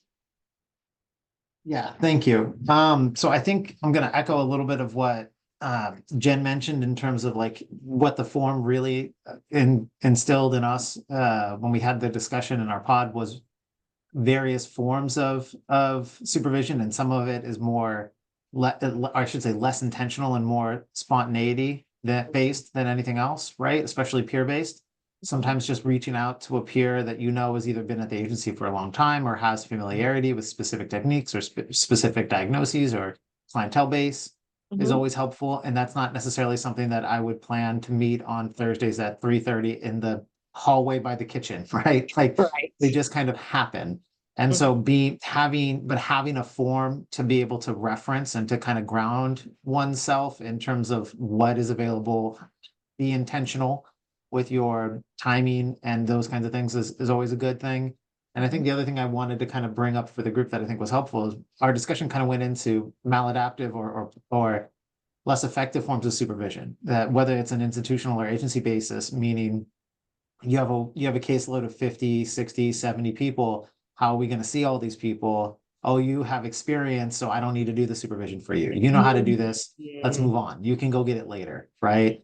Or the agency, I gave an example, one of the local substance abuse, large private entity substance abuse clinics in the area does only group supervision with 15, 20, sometimes 25 people at once. That's really hard to get your voice heard or to get quality supervision within that time frame when you're fighting 24 other people to get a case consult or to get guidance or adequate supervision on a case. So the modalities are important, but also ensuring that we have effective pieces of administration when we do those modalities, I think are also something to be put into the ether. In ether, yes, absolutely.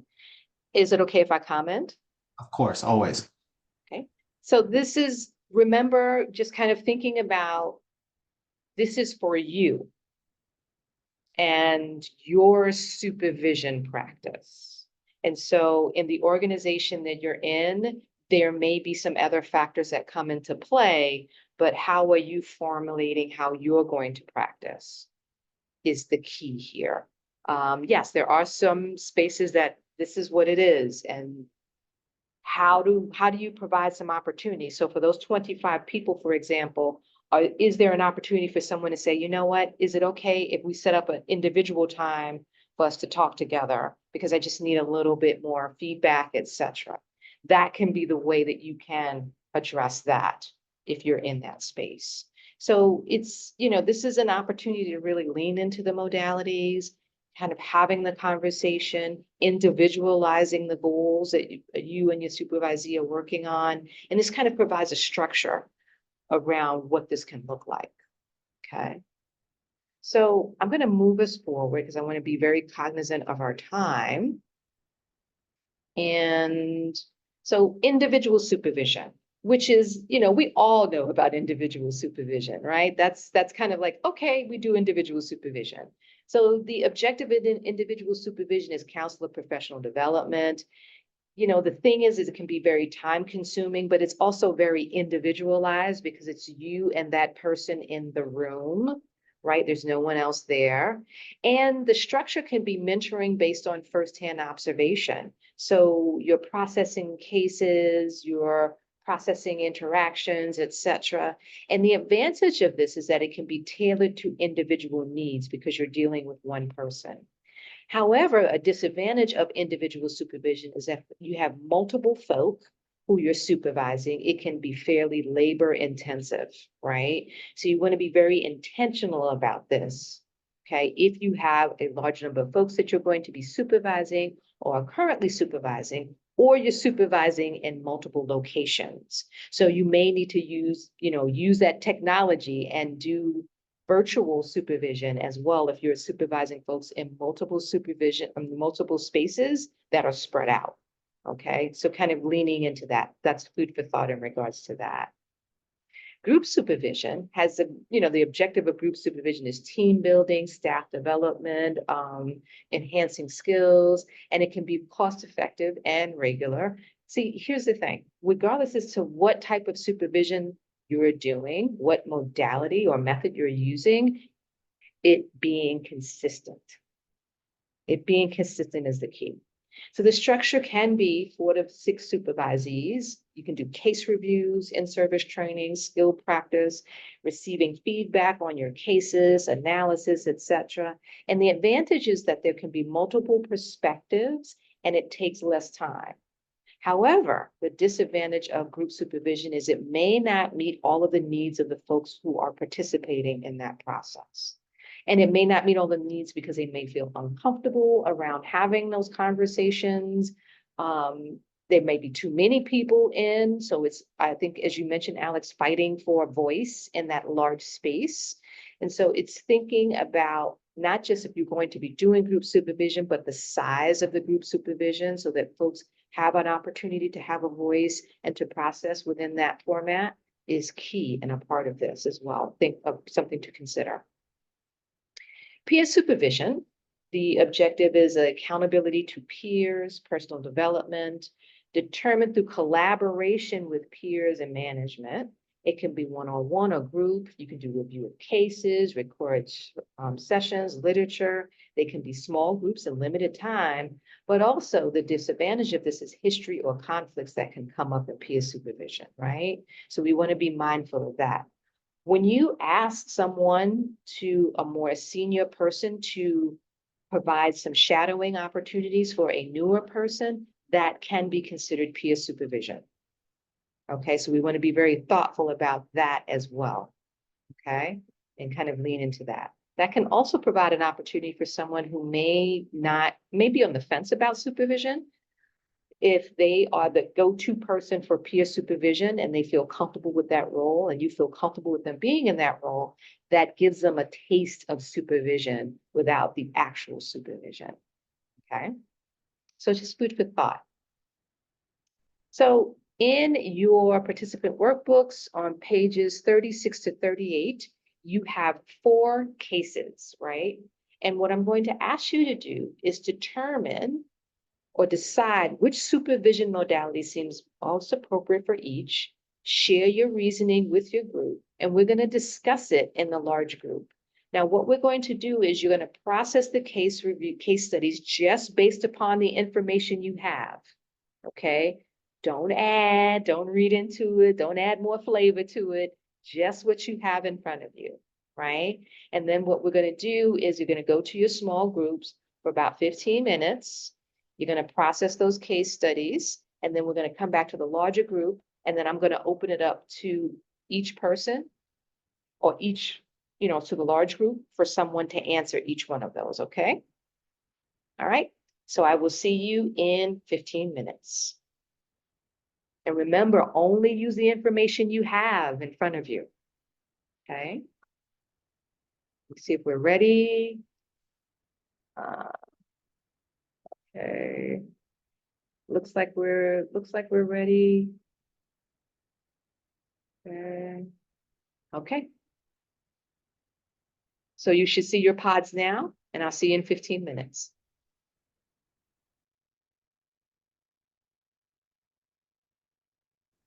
Hello, everybody. So we're just going to quickly process the case studies, remembering that you are only making the decision based upon the limited information that you have, okay? The limited information that you have. And so I'm going to ask for volunteers to talk through each case study. And if another person has another option, they can talk about it, or otherwise we're going to move right quickly through this because we still have some things to cover, okay? So let's talk about case study number 1. Would somebody read it for us and what their thought process was in regards to the particular methods? Okay, Jennifer? Volunteering on this one because the other ones were a little more difficult. Okay, Alex is a credentialed counselor who has worked at an outpatient agency for 4 years after receiving his associate's degree in human services with an emphasis in addiction counseling. He is a valued member of the treatment team and has consistently met the terms of his employment contract. He's now together with other members of the clinical staff preparing to implement a new cognitive behavioral clinical protocol for DUI offenders. The protocol includes teaching, group facilitation, and skill building exercise with which he is not familiar. So which type of supervision, and remember, the type, the model, and the modality. Oh, model and modality. Okay, so oh my gosh. We put the modality in for group supervision because there was a number of clinicians all learning the same thing at the same time, like in trying to keep some consistency there. And then competency based. Okay. Competency one. based. That's definitely one option. You want to think about maybe developmental or treatment based, or maybe Yeah. integrated approach. Integrate. So the reason why I'm kind of presenting it in that way is that there is no one exact right answer. Right, if I may chime in also, Jennifer and Dr. Blackwell. Mhm. We also kind of identified that we kind of created our own kind of blended model, so to say. So when we say individual and we say group, I mean, there may be someone that's coming with a body of knowledge that they will be good at also helping others in group, in sort of like the peer group sort of like model, but also individual being an area to go on and reinforce those competencies and those areas of needed reinforcement and improvement for the actual supervisee as well. So that's where we were thinking in terms of the blended model, kind of like creating our own blended model, so to say, right? Taking a little bit from wherever, right? So Yeah, and that's cool. It's okay to create, add on to this, because this is about developing your baseline. So this is a tool, and the tool is only as good as you look at it, revise it, make, goodness of fit, etc. So good stuff. Excellent. Natasha, would you like to do case study number 2? I did wanted to add before I do the case study number 2, but I did wanted to add to case study number 1. I went with and maybe it was just me being too much involved, but I went into like peer one-on-one because sometimes people, when it's too many opinions or too many ways of doing it, maybe it become confusing, right? Because I'm also putting it as where Alex, he sat in a class, he did his associates, he was able to, progressively move on and be a, team member. But I just think maybe if he had someone at first start him off with just that one-on-one, because it's coming from a peer versus a supervisor, I think that probably will help as well. Okay, great. Are you doing case study number 2? Yes. Okay. Let me pull it up. So case study number 2 is Hannah is an entry-level counselor who shows great promise. She develops excellent rapport with her clients and is eager to continue her professionalism development. The agency encouraged the use of motivational interview methods, and Hannah has requested assistance in improving her MI skills and appears open to recording her interviews. So our thought for that modality was more so like individual supervision. And for me, what came up for me was like recording, right? I think it would be a little bit intimidating if I had a peer or it was discussed in group. So I would want to just have that one-on-one with my supervisor to just kind of see how we can role play it at, a more comfortable level. Great. Great. So let's move to case study number 3. Would somebody like to volunteer for that one? I just saw someone shake their head like, no. I don't know if she can see me, but no. I mean, I think somebody in my pod already kind of like presented, so I want to leave it open. But if you want, I can present. You can definitely go ahead. If it's okay with the group also, because I don't know if someone else might want to present. But in that case, let me just take another quick look at it. Sorry, folks. I apologize. I'm just opening it up again. So we're saying this is number 4, correct? I think we're on 3. We're on 3? Okay, Evan has a master's level social worker who works mostly with criminal justice clients. He is, I think we did 3 already. Did we? No. Nope. Oh, sorry. All right. He is part of a multidisciplinary team working to engage and retain clients in cognitive behavioral treatment for at least 90 days. Evan's philosophy of treatment is that clients should be expected to demonstrate a willingness to participate and a readiness to change behavior. If the client is resistant, Evan is in favor of discharging the client and expresses impatience at the team's hesitancy to do so. So we came up with some interesting observations and some interesting recommendations as they relate to the questions. Which modality? We suggested that he definitely can, I guess, benefit from individual supervision, the competency-based, and also really more of learning from an actual individual and also from peer as well. Also really learning more of, patient-centered practice, client-centered practice, and all of the different modalities that he could benefit from in terms of how it's applicable to understanding the clients that he's working with and being more patient also, and not being able to be collaborative in the team's hesitancy to do so, being very impatient, this guy. Frequently, he should be engaged in supervision activities frequently.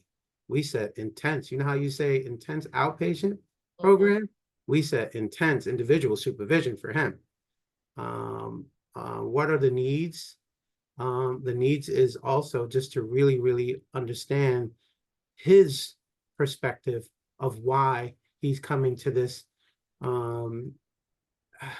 this immediate favor of discharging clients and expressing his impatience to the team's hesitancy to do so. So really collaborating, understanding what is it that's actually prompting him to feel this way, to make that decision and want to actually move forward to doing what he feels he should do. And then those things that he's doing, those decisions that he's making, and those kind of thought that he's having behind it is how we can make the decision, is leading us to make the decision in working with him in terms of his needs.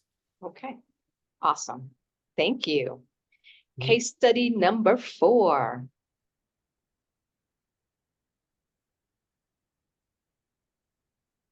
I can do this one. Okay.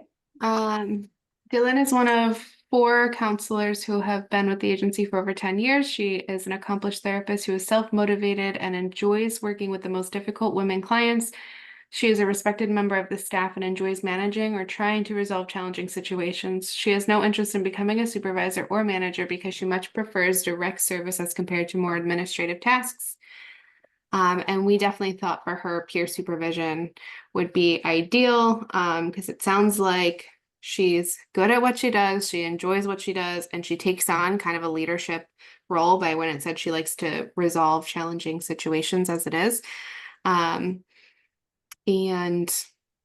there's nothing, it doesn't sound like there's anything going on that really needs too much, maybe individual supervision. So we thought peer supervision would be ideal for her. And we didn't actually, I don't know that we touched on frequency for that, but I would think like biweekly or monthly peer supervision would be great. Excellent. Thank you. So again, there are, it's really leaning into the information that you have, the individual needs of the particular person, and really making some decisions based upon the information you have and basing them on the tools that you have. So now you have the questionnaire that you can lean into and use that as an opportunity to begin to suss out the type of supervision that you're going to be doing, etc. So groups, peer, etc. So you have a evidence-based tool to help you make that decision. Okay. So I'm going to share my screen and we're going to go through a couple more slides and then we're going to end for the day, or at least end for our time together today. Just a couple of points to look at. So supervisory methods, the choices depend upon personal preference, the supervisee's needs, and agency policy. And we kind of leaned into all of that prior to getting to this, where we had to really look at all of that. right? All of those different moving pieces and how they would impact the supervisory methods that were offered. So just a little bit around direct observation, and you've heard me mention that that's the gold standard of kind of ascertaining where folks are landing. Direct observation can be live, where you can attend or you are participating in a group and you are in that space. It can also be a session, etc. It can be a one-way mirror where folks, you can see what's happening, but folks cannot see you. Or it can be audio or video recordings. So you can have an audio or video recording with the client's permission, of course, because this is all HIPAA compliant, with the client's permission, and your supervisee can actually bring that video recording or audio recording into the individual supervision or group supervision for observation. Okay, and receive feedback on that. So those are the different types of methods of direct observation of what folks are doing in those spaces, okay? So there's individual methods that you can actually kind of connect to that. You can do role play with folk, right? Role playing a particular situation or a particular challenge that they may be experiencing. Interpersonal process recall for my social workers in the room, those beloved process recordings, right? Submitting those process recordings with the verbatim exchange and the reflection and really leaning into that. Also, the whole premise of motivational interviewing, kind of exploring what happened through open-ended questions, etc., kind of processing what occurred during that contact with the client or in the group, okay? Some group methods that we can utilize are case consultation, where we have multiple folks in that space and consulting on that case. So you may have the doctor in the room, you may have the social worker in the room, you may have the CASAC in the room, you may have the nurse in the room, and everyone's hearing this case presentation and really providing consultation around their specific thoughts and ideas around the case. This can also lead to team and peer feedback, where your team and peers are providing feedback around the case. You're kind of hearing that process. And also group practice or skill practice within the group. So for example, the case study that talked about that treatment-based, the CBT treatment-based component, everyone being in the space and everyone learning the skills and everyone having an opportunity to practice the skills together can be a really great opportunity for a group supervision. So just a quick kind of thought process about how we build support for individuals around direct observation, because you may have folks who have had direct observation before, audio, video recordings, who may have had observation in groups, may have had observation in their sessions, but you definitely want to kind of talk about it in a very real way if that's not something that folks have had, or if you're introducing it for the first time. So some ways to build support around direct observation are to present the rationale of direct observation, right? Help the counselor get comfortable with observation and clarify how the observation will be dealt with in supervision sessions. So it's not just observing for the sake of observing, you're also bringing that into the supervision and processing it. You can also volunteer to be recorded or observed first. Generally, when I've been a supervisor or have been in that space, especially with a new person, I volunteer to be observed. And then I process with them what they observed, what they may have done differently, etc. And we kind of do this collaboratively.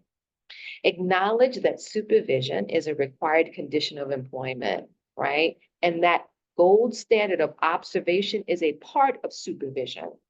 So we want to make sure that we're building support around that, okay? So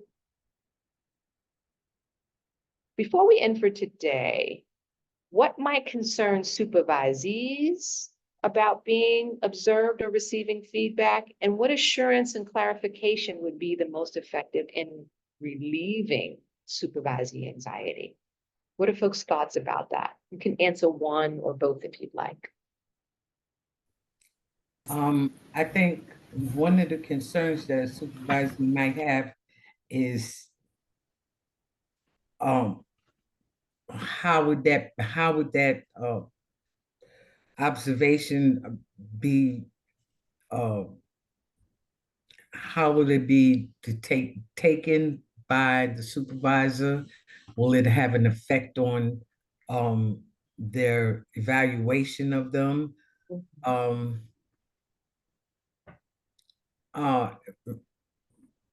not feeling comfortable being observed, and the consequences that they may perceive from being observed.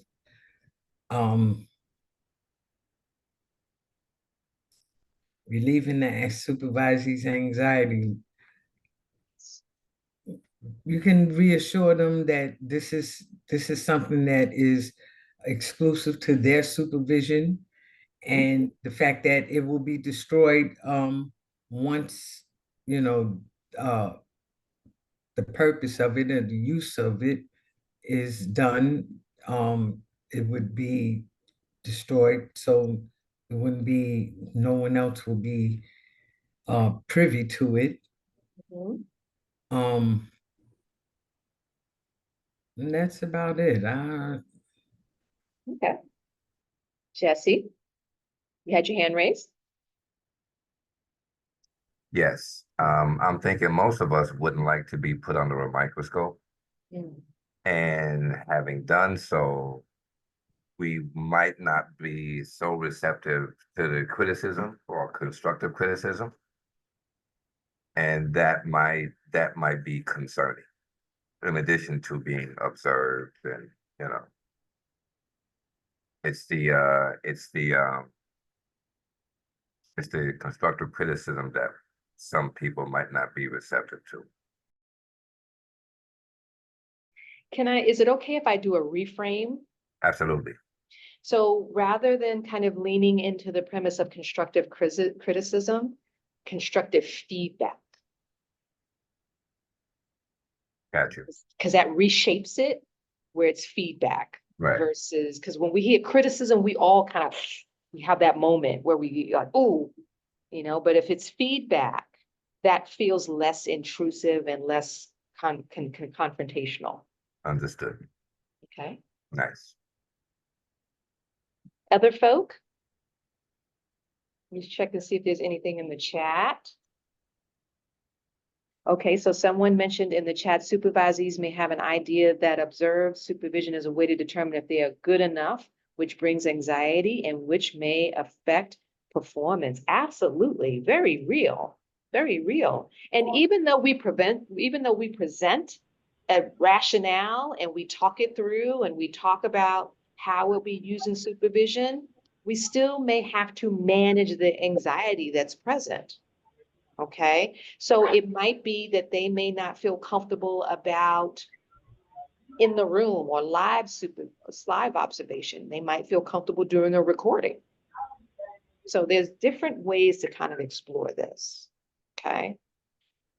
So kind of thinking about that and continuing to process it is going to be something that's going to be ongoing for you. Okay. So as we continue with our work together, right? I'd like for you to leave you with this question, and we'll start with that question tomorrow. What uncertainties or fears do you have about direct observation? Because when we come from that space, we can then begin to develop that empathy and understanding and how to manage our supervisees' anxieties, okay? Because we also have to include ourselves in this process as well. Okay, so we'll start with that question tomorrow. But next, we're going to be moving into counselor development. So we're going to be moving into module 5 tomorrow, right? It's a fairly short module, but we're going to be talking about some assessment resources. We're going to be doing some additional work, and we'll be finishing out our time together in totality tomorrow. Okay, so before I end, I just wanted to check in the temperature and see where people are feeling today or what they're feeling today. I think for me, earlier on when you were saying the use of the word resistance versus reluctance, it kind of gave me a new way of thinking about how I present things. When I'm in supervision, instead of saying the client is resistant, the client is reluctant. It kind of did two different words, two different meanings, and in using them, you're expressing two different things. So I think that was my kind of aha moment for the day. Excellent. Someone mentioned today was awesome. Thank you. I always appreciate that. Thank you for the brilliant session. I love the word brilliant. Okay. For me, supervision is important, a part of the job. Supervision is for me to grow and to build my professional development. Folks learned a lot. The processing of supervision modalities and methods was grounding for me in my future supervision sessions. Excellent, excellent. The pulse feels much better today. My aha moments were the idea of building the alliance with staff, trust and development, and folks appreciated what was discussed today. So let's continue that appreciation and let's continue this work together. And we're going to continue our process tomorrow morning. I hope that you all have a great rest of the day. Please take care of yourself, and I will see you tomorrow. And we will start with module 5, okay? Take care, everybody, and have a good day.